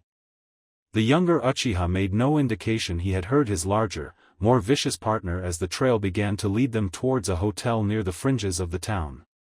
It does seem unlikely considering the Kyubi Jinchuriki and the Nanabai Jinchuriki are the only ones Leader Sama was unable to locate. Kisame just gave his shark-like grin as he rubbed his hands together excitedly. All the better for us, partner? Kakuzu is going to be annoyed that we got ours first. Under all that talk of money, I can tell he's the competitive type. The shark-emulating man chuckled to himself as they began to ascend the steps to the balcony of the second-floor rooms. Must be why he keeps killing all his partners by accident, the former Kiranin ended his statement with air quotes. Although I guess that's not a problem now with that weird new guy. Itachi ignored his partner's ramblings as they finally came to a stop in front of one of the rooms. Is this it? Kisame halted mid-sentence before nodding, becoming more professional but never losing the toothy grin. Itachi once again ignored his more enthusiastic partner as he quickly rapped on the door 3 times, only showing marginal surprise as it almost instantly opened, revealing a teen boy with bright spiky hair and a soft smile. It was strange as Itachi remembered when he had been much younger, when he was still in the ANBU, seeing this same boy that could barely be higher than his waist. Now they were around the same height. Naruto Uzumaki? None of his surprise or thoughtfulness made it into his even, steady voice, and Naruto's smile widened slightly for it. It almost reminded the young monk of a male version of Fu. Yes, how could I help you? Again both men were a little perturbed by the calm, uncaring demeanor the boy had and how easily he gave away his identity. After all, this had been one of the Jinchuriki even Zetsu had been unable to track. They had simply assumed he was in hiding. There was also the fact that 2 class shinobi were standing in front of him, a large amount of their chakra saturating the air, and he was simply looking at them with curiosity and that same gentle smile. Oh good, we got the right one, that makes things a lot easier. Naruto turned to the larger of the 2 men, his eyebrow rising a little. You know, it's a little strange talking like this out in the corridor. Why don't you come in? You've obviously been traveling for some time. He was referring to the slight layer of dust and dirt that had accumulated along the bottom of their cloaks as well as the generally disheveled appearance of the clothing. I have tea. Finally Itachi allowed his eyebrow to quirk up slightly, the oddness of the situation finally getting to him. I'm afraid we don't have time for that, Naruto-kun, you will have to be coming with us now. To both men's great surprise, Naruto simply blew air between his teeth in amusement, waving his hand nonchalantly and walking back into the room. Nonsense, if there is one thing my master taught me for certain, it is that there is always time for tea. The 2 cloaked men were left gaping, in Kisame's case quite literally, in the hallway as they watched the younger blonde move back into the hotel room. After a moment's pause, Kisame just shrugged, a somewhat bewildered expression on his face as he turned to his shorter companion. Actually, some tea sounds pretty good, not like we're on a time limit or something. Didn't Leader Sama say something about sealing the Kyubi last anyway? When all he received was the silence of the hallway as an answer, he realized that Itachi had already moved past him into the room and was in the process of seating himself down on the couch opposite the blonde, a small wooden table between them. Hey, that was rude, Itachi. The dark-haired Uchiha ignored his partner as the larger man walked into the room, throwing himself back onto the couch beside him and grabbing one of the steaming cups laid out, almost as if the blonde had been expecting company. Hey Gaki, where's that cute girl you were walking around with earlier? The blue-skinned shinobi was looking around the hotel room, noticing the obvious lack of anybody else. Oh, she's about somewhere. Neither men reacted visibly to the vague comment but were still a little unnerved with the ease with which Naruto could shrug off their oppressive chakra combined. Finally, after Naruto had poured 2 more cups for himself and Itachi, he looked up, a bright smile on his face. "So what can I help you with?" Finally, unable to take the absurdity of the situation anymore, Kisame burst out laughing, filling the quiet room with his chuckles as he nudged his partner with his elbow. "Man Itachi, can you imagine how easy this whole thing's gonna be if all the Jinchuriki are as helpful as the Gaki here?" Distracted by his partner's obnoxious laughter, Itachi missed the slight hardening of Naruto's eyes which the blonde quickly quashed. "Now what could you two want with the Jinchuriki?" Naruto's voice held sincere curiosity as he gazed calmly at the 2 Nukenin over his steaming cup, blowing on it causally. "That is unimportant, Naruto-kun. All you need to know is that you will be coming with us, one way or the other." Far from the defensive or hostile look Itachi had been expecting from the Kyuubi vessel, Naruto only gained a slight hint of mirth to his body language. For the first time Itachi seemed to notice that Naruto seemed to be actively squinting his eyes for some reason, as if trying to hide his eyes from them. "Could I ask where, Itachi of Konoha and Kisame of Kiri? Or should that be formerly?"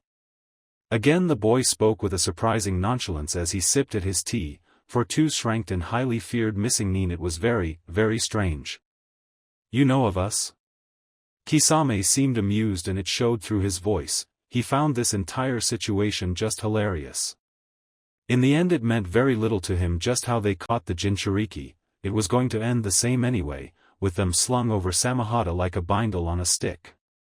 Of course, few from Konoha don't know of the prodigy Itachi Uchiha, Genin at 7, Chunin at 10, ANBU captain at 13, flawless mission record and slaughterer of his clan. The young monk spoke the entire list of achievements like they were all positives before turning to Kisame. "I also had the privilege of traveling through Mizu no Kuni for some time. I heard a lot about Kisame Hashigake. Monster of the mist and wielder of the legendary blade Samahata." It was true, however his name was usually whispered in hushed tones like he was some kind of bogeyman. He was a truly feared figure in Kiri. A small smirk tugged at the edges of Naruto's lips as he met the former Kiri shinobi's beady eyes. "I actually find your other nickname the most amusing, the tailless-tailed beast." He chuckled absently as he took another sip of his drink, something Chikaku had once told him enabled the old head monk to take control and set the pace of any conversation. "You know, I know somebody who would be very disgruntled with you having that name, insulted even." Kisame only returned the smirk as he leant forward, a challenging look entering his eyes. "Oh really? Who?" Naruto only smiled as he took another long sip of his drink, choosing not to answer. "As hospitable as you have been, Naruto-kun, I must insist that you come with us now." Naruto glanced over at the previously quiet Uchiha, noticing with some amusement that the dark-haired man had completely emptied his cup. Now, no need to be hasty. Maybe you could answer a few questions of mine before we go, it's only fair after all." Itachi paused, narrowing his eyes at the blonde before being rudely elbowed in the side by his partner. "Ah, go on Itachi, humor the kid, he's kind of grown on me and it's not like it'll matter in the end." Itachi thought about glaring at his partner but thought better of it. It wasn't like it would affect the chakra powerhouse much anyway. "Fine, what would you like to know?" Naruto smiled congenially as he finally set his cup down, sighing in contentment at the pleasant taste still lingering on his tongue. "What does your organization want with the bijou?" Kisame chuckled again at the blunt question that was offered up so casually it was like Naruto was talking about the weather while Itachi's gaze only narrowed further. "What makes you suspect we are part of a group?" Naruto only tilted his head innocently. The blonde thought about messing with the two further and playing the fool but figured answers were more important than the amusement. "The matching cloaks and the goal that would require far more resources than 2 missing nin such as yourselves would be able to muster, even as powerful as you are." Itachi absorbed the observation before nodding once concedingly. "You are far shrewder than I had thought you would be." Naruto leaned forward at that, unknowingly mirroring how Kisame had appeared earlier as an amused smile appeared on his features. "Oh, how did you expect me to be?" Like my younger self, full of energy and naivety shouting out an empty promise over a far-fetched dream? The blonde looked up at that seemingly in thought before chuckling himself, making Itachi realize that had they not been on opposite sides of this conflict, he and Kisame would have probably gotten along. I suppose you would only be half right then, but in any case, back to my question. Itachi noticed the change in the boy's posture as he said that, sitting up straighter and more alert. Our goal is peace. There was silence in the room as Naruto mulled over his words, his face becoming indecipherable in an unknowingly perfect replication of Fu's stoic facade. And you would use the bijou to achieve this? Itachi nodded again, noting that Kisame seemed to be getting more agitated now as the conversation became less amusing and interesting for him. Naruto simply sat in silence again, thinking over what the older Uchiha had told him before nodding once. Then I think that's all I need to know, thank you. And with that, without so much as a goodbye or any kind of warning, the blonde burst into a cloud of smoke, widening Itachi and Kisame's eyes. A shadow clone? Kisame had a particularly annoyed expression on his face as he swiped away the smoke from his face, coughing slightly thanks to the enclosed space they were in. That tricky brat, why didn't you see that, Itachi? The Uchiha merely gazed at the spot Naruto was sitting in, or at least his clone had, with an impassive expression. The shadow clone had identical chakra to the original. This one gave no sign that he was a clone. Can you still track him? Kisame shook his head. The blonde was already out of range of them and Samahata hadn't bothered to look while they were talking, thinking the target was right in front of them. Then we must go inform Leader Sama of this. He needs to know the Kyuubi Jinchuriki has resurfaced. Kisame just grunted as he stood up, disgruntled at not being able to have his fun after all. Shame that we couldn't even get a read on his skills though, would have been useful for the next time we ran into the Gaki. Itachi shook his head slowly as they left the hotel room, walking out into the now much quieter night air. On the contrary, even through his clone I was able to tell Naruto-kun had incredible reserves, much larger than your own. That made Kisame raise an eyebrow until Samahata's clicking on his back confirmed Itachi's observation. The sentient sword seemed extra excited about the monk's chakra for some reason. There was something else too. I was only able to briefly glimpse him with my Sharingan, but any genjutsu I tried to cast, it was almost as if he didn't notice they were there. Kisame shrugged, the huge sword on his back shifting with the movement. That's good, right? Itachi shook his head again, a disturbed look marring his normally stoic features. No, it was more like the genjutsu had no effect on him whatsoever. For somebody who specialized in illusions and subterfuge like Itachi, that was a frightening prospect to face in an enemy. But that isn't the most interesting thing. That made Kisame raise an eyebrow as he turned to his partner. Oh? Itachi still had that disturbed look on his face. If what he thought was true, then the consequences for their mission and their goal were staggering. The chakra flow to his eyes was strange, almost like my own. Kisame's eyes widened, knowing precisely what that meant. The brat has a dojutsu? Itachi nodded slowly. It was only conjecture, but still. Yes, however, the way the chakra moved, so steadily and constantly in such great amounts, another frown marred his pale features. I have only ever seen it in one other person. Kisame seemed excited again, the mystery surrounding their target intriguing him. Who? That was when Itachi seemed most troubled, looking at the ground in silence as if searching for some other possible answer. Leader Sama. For the third time in his life Naruto found himself walking through the quiet and misty fog of Mizu no Kuni.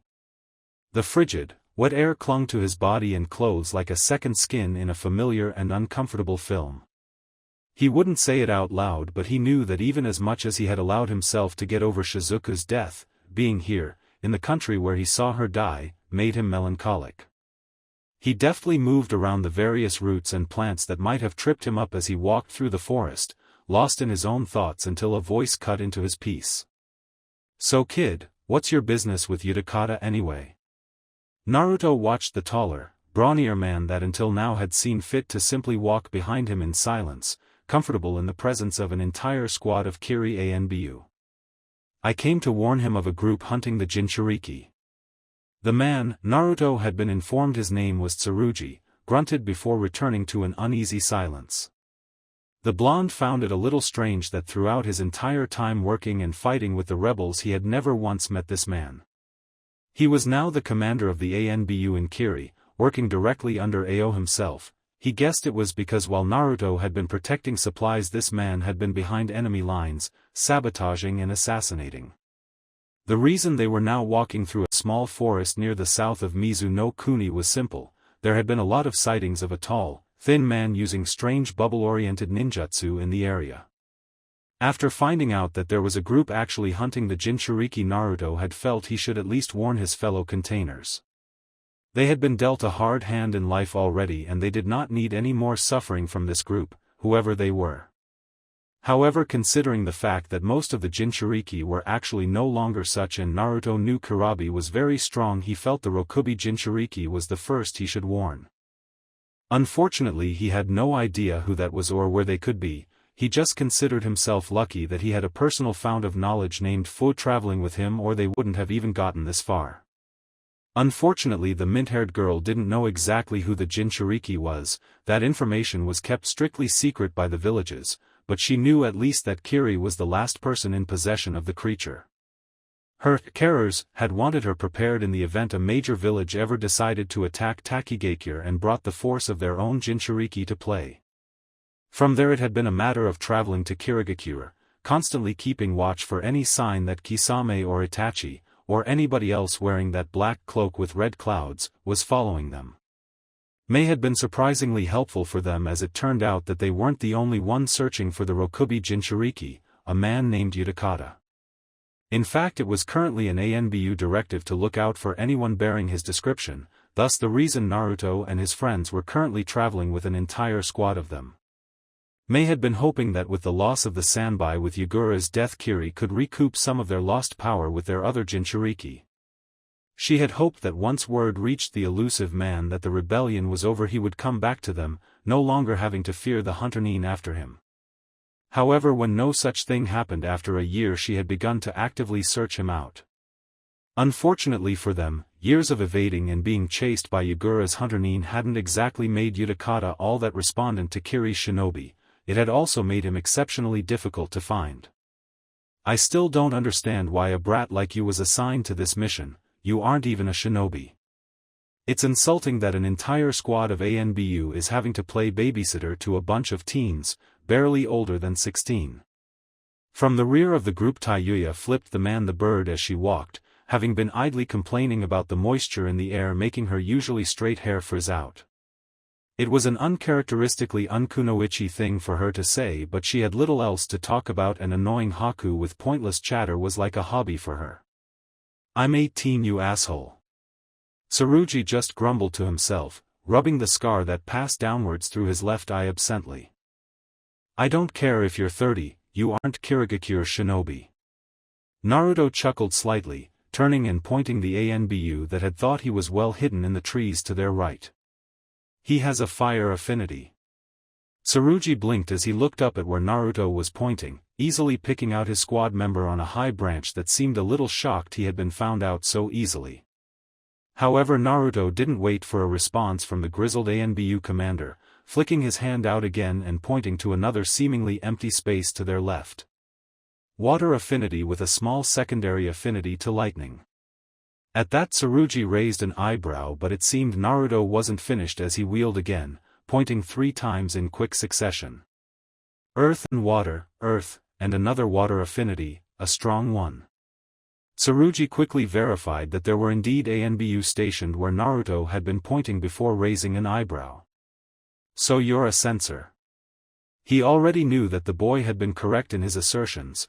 Tsurugi prided himself on knowing his ANBU intimately, abilities and affinities included. However, the ability to not only sense people, but the nature of the chakra too was a rare ability indeed. It suddenly made sense to him why Naruto had been placed with him.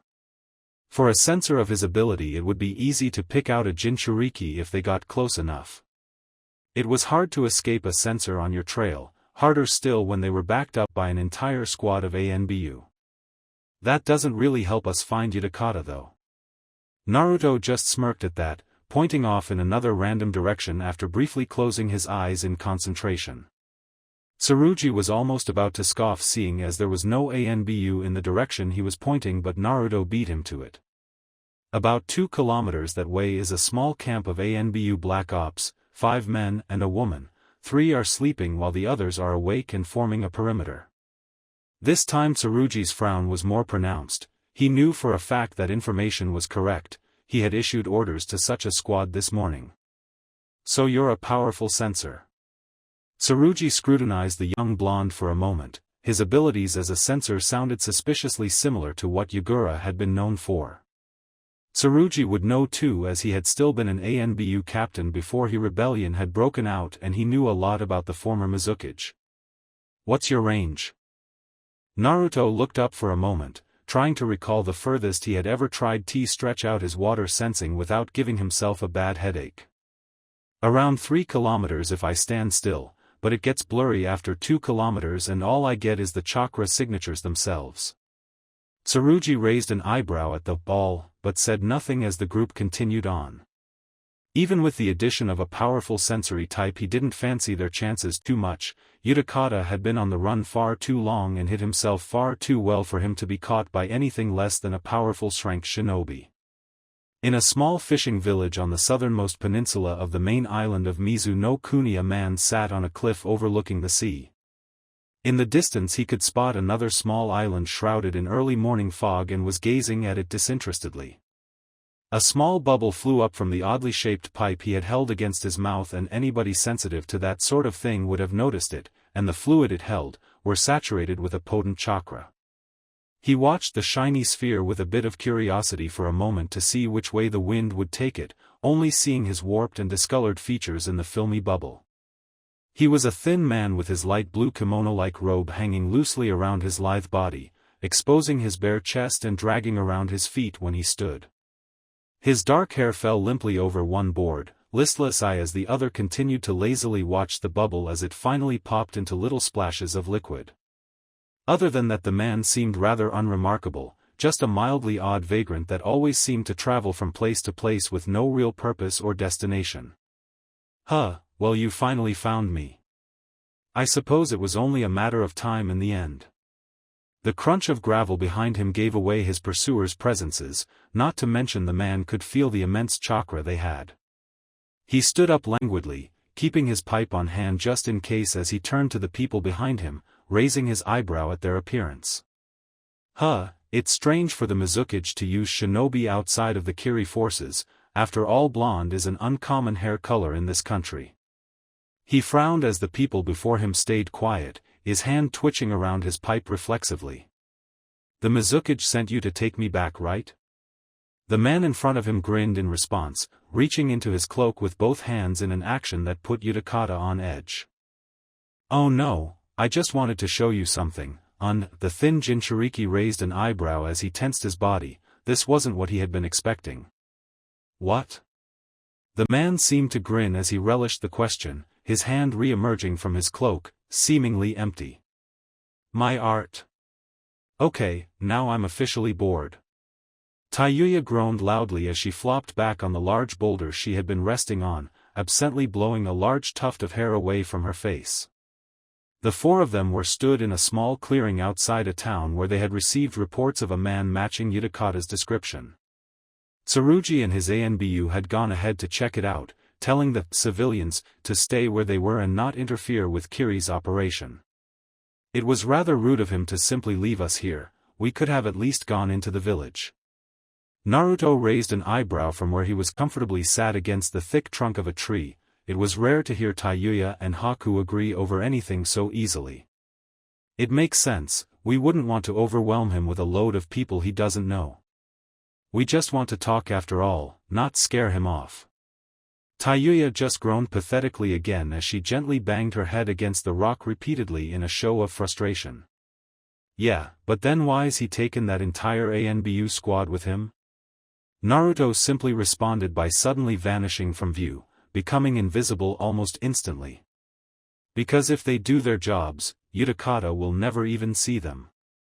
Taiyuya simply snorted at that as Naruto faded back into the visible spectrum like he had appeared from some other dimension.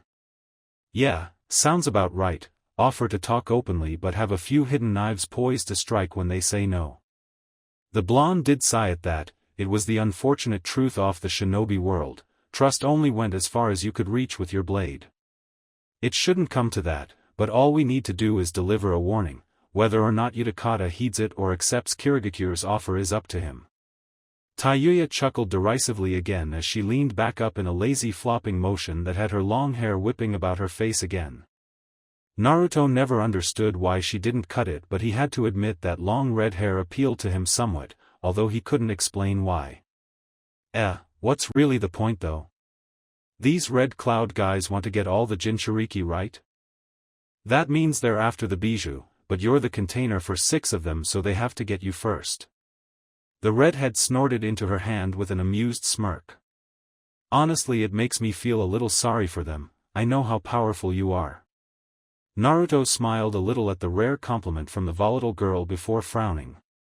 It doesn't matter if this group's goal is successful or not. I made a promise to the bijou that I would help them find their peace, all of them. If they wish to use the bijou's power, taking it by force for whatever plan they have in mind, then naturally we will come into conflict. But if I can keep the 2 remaining Jinchuriki out of it, then I will, for the sake of their bijou. Taiyuya blinked once at the sheer determination behind Naruto's words before sighing and offering a tired smirk. If this whole world peace thing of yours doesn't work out, you should go into public speaking, or maybe therapy. You'd help a lot of those whiny fuckers with their pansy problems. Naruto just grinned back at her. He could always count on his foul-mouthed friend to make light of almost any situation. Anyway, however, Taiyuya was cut off as Naruto raised a hand at the exact moment they were joined in the clearing by the ANBU squad and Tsurugi, his white porcelain mask with 2 tiger stripe-like red marks covering his face. Hey, took you long enough, asshole, we've been waiting here for. However, once again she was cut off by Naruto as he held a hand up. She was about to round on him for it before noticing the steely look in his eye as he stared at Tsurugi. Don't bother, Taiyuya, these aren't the ANBU, they're fakes. He turned to a seemingly random part of the clearing, his eyes becoming narrower and deathly serious. Isn't that right? The group, not having sensed anything or anybody approaching except the ANBU, weren't prepared as something jumped out of the darkness offered by the trees. It might have been a man, but he was horribly hunched over and the majority of his body was covered in a very recognizable black cloak with red puffy clouds. Not exactly, these are the very same ANBU, I merely improved them.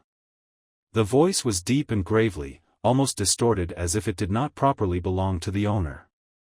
But to be found out so easily when I went to the trouble of masking the changes is interesting. It seemed Itachi was right when he informed us not to underestimate you, Kyubi Jinchuriki. Naruto narrowed his eyes, slowly putting the pieces together from the manling's words and what he could see of the ANBU, standing there motionlessly. What did you do to them?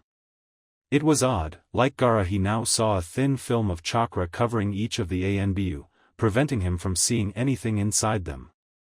Not only that, but there was a thin string of chakra emerging from various parts of their bodies, all connected to the manling who was similarly covered in a layer of chakra. They were almost like the strings of a puppet.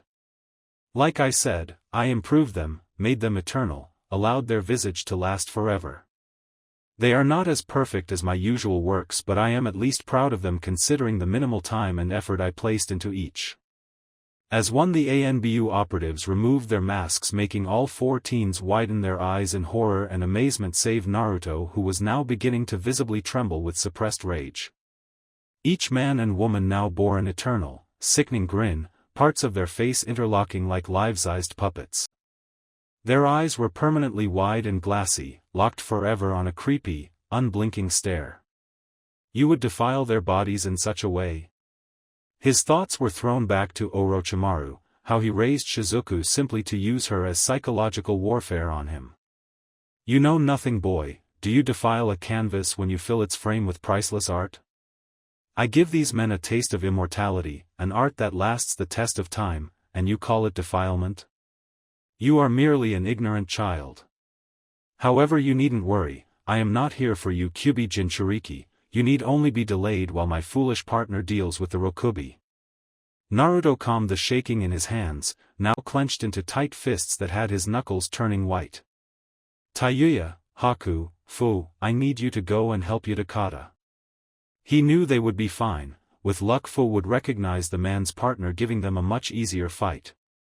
It would take an extremely powerful opponent to defeat all three of them at once, especially with another Jinchuriki with them.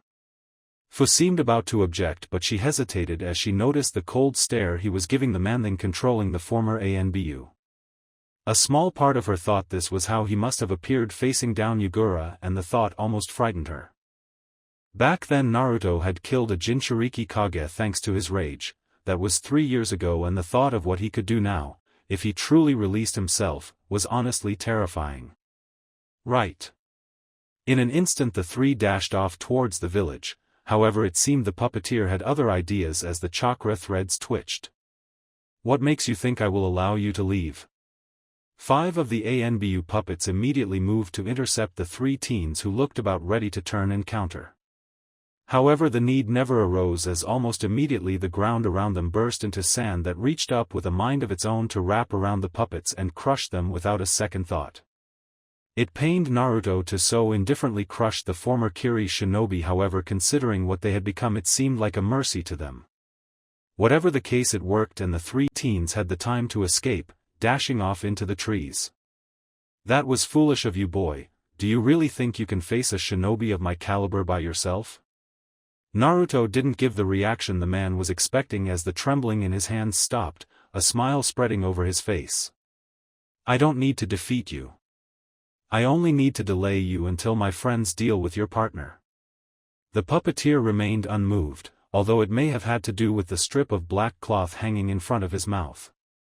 So you think I will merely stand here as we wait for either of our companions to deal with the other? Do you really have such confidence in those mere teens to deal with an strength shinobi like myself? Naruto's smile grew a little as the 2 powerful men stood opposite one another, neither making a move to initiate a fight. I do. His response was a small grunt from the man as Naruto began to see the chakra threads connected to the remaining ANBU puppets, Tsurugi included, move and writhe like thin, glowing snakes. I'm afraid I will have to disappoint you then. I despise the thought of merely waiting for my foolish partner, knowing him he will make some grand gesture and idiotic speech and that will keep me waiting. The man's bloodshot and cruel eyes narrowed as the patterns of the chakra thread movement became more complex. I hate to be kept waiting.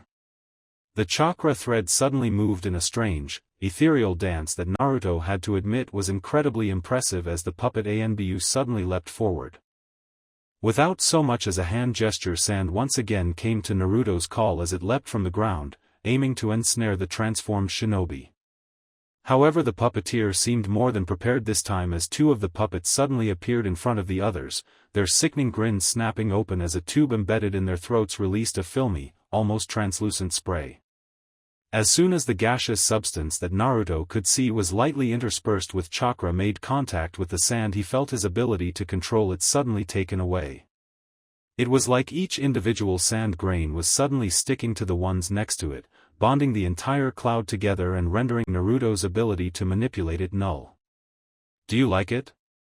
I had originally intended to use that aerosol adhesive against the Ichibi Jinchuriki when he was located, however considering you seem to share his abilities, an oddity I must say by the way, it will suffice. Naruto blinked in surprise at how easily this man had rendered one of his most powerful abilities completely void. He didn't get a lot of time to think on it though, as the remaining puppets darted around the frozen could of sand. They hovered along the ground at frightening speed as the puppeteer expertly controlled them, as if gravity held no sway over their bodies. Naruto saw fit to remind them they were not exempt from gravity's influence as he raised a single hand. Shinra Tensei. The puppeteer's eyes only had time to marginally widen at the name of the technique before 4 of the 5 puppets suddenly met an invisible wall of force.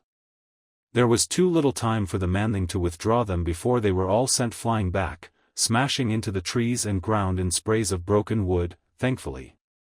Naruto wasn't sure if he would have been okay had the bodies had still been of flesh and blood. In the Nukanen's shock, Naruto was able to drop a long, sturdy black rod from his sleeve, grab it and suddenly throw it all in one smooth motion. The chakra rod flew true and impaled the last remaining puppet through what would have been its heart had the organ not been coldly ripped out to be replaced by machinery and seals. The rod itself only lodged halfway into the sturdy wood, or whatever material these abominations were made from, but it was enough.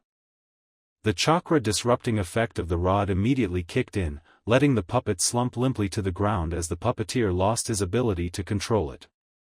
The entire encounter had happened in less than a few seconds, but already both opponents had learned a great deal about the other.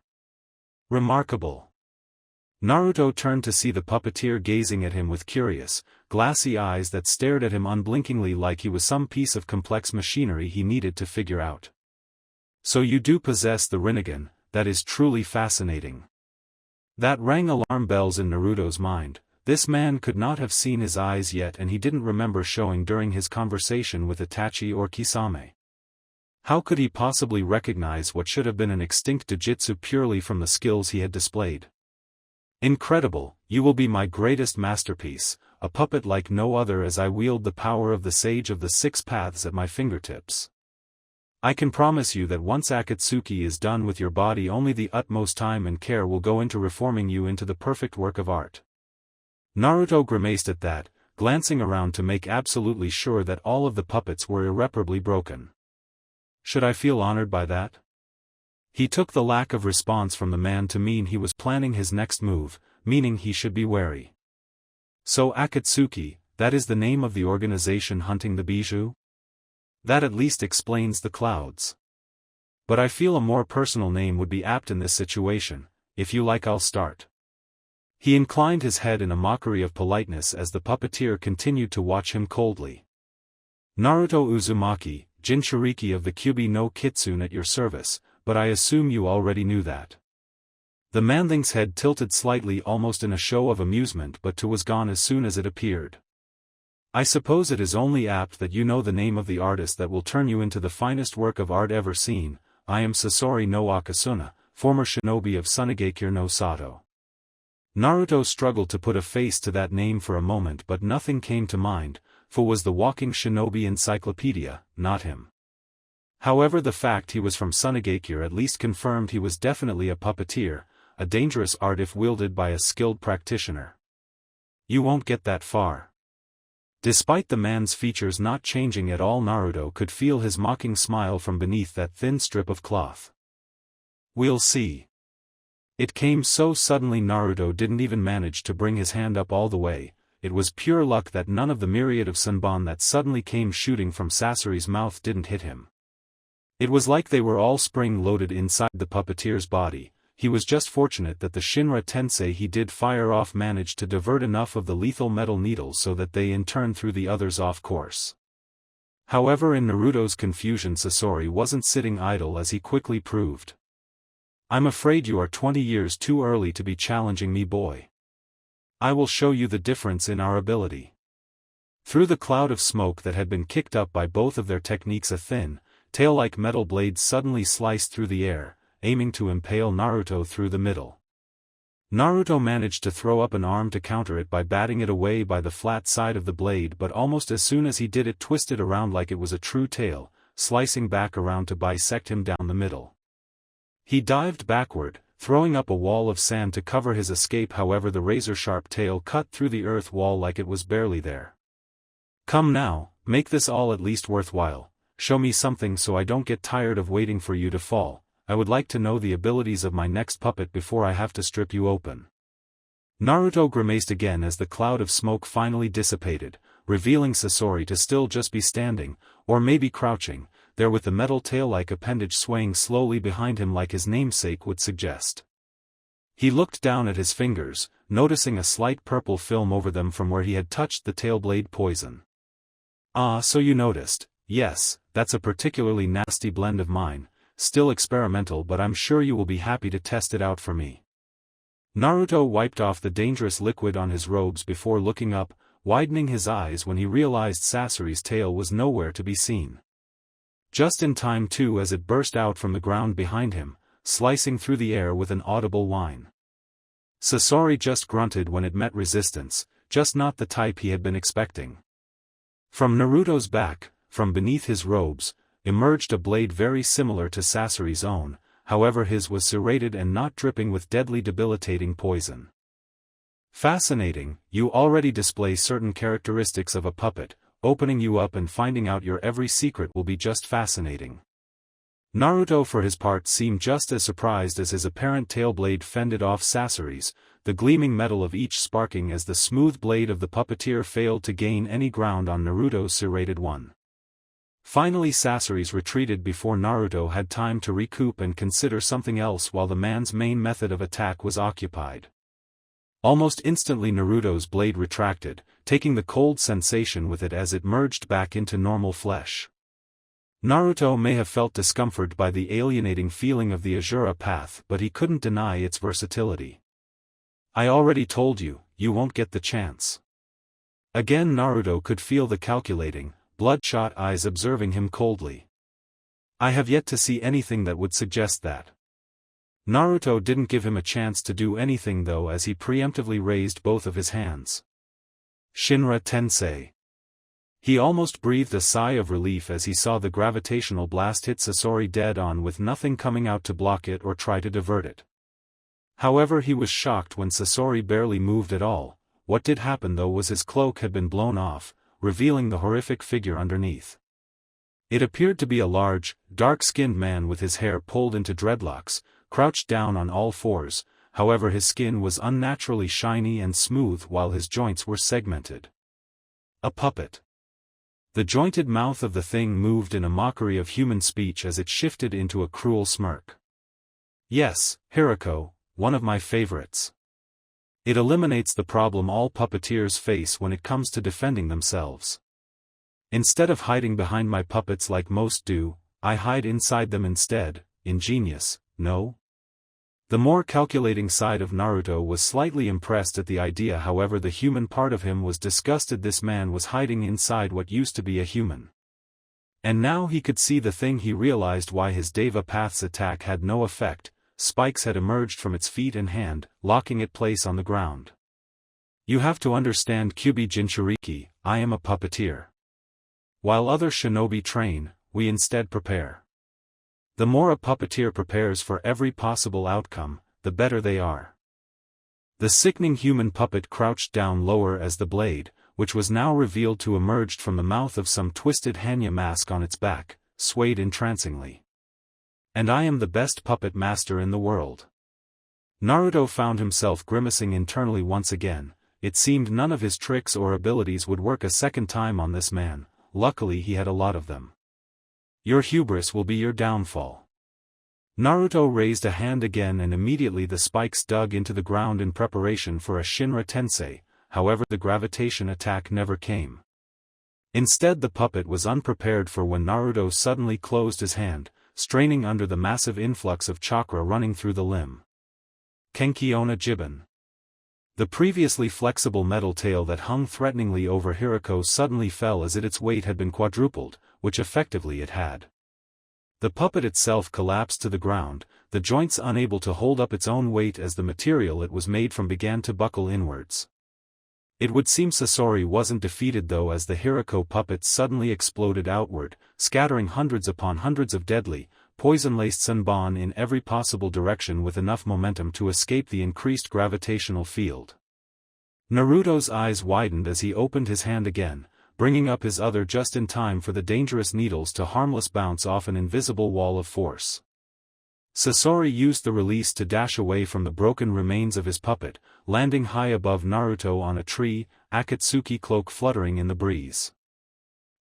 Impressive Kyubi Jinchuriki. The ability to manipulate the very forces of gravity itself is a dangerous one that I will put to good use in the future. However, the real fight begins now. Thank you for watching. I hope you enjoyed it. Make sure to like and subscribe, and don't forget to share this video with your friends. If you want early updates, check out Patreon. This is Fox Sage, and I'm signing off.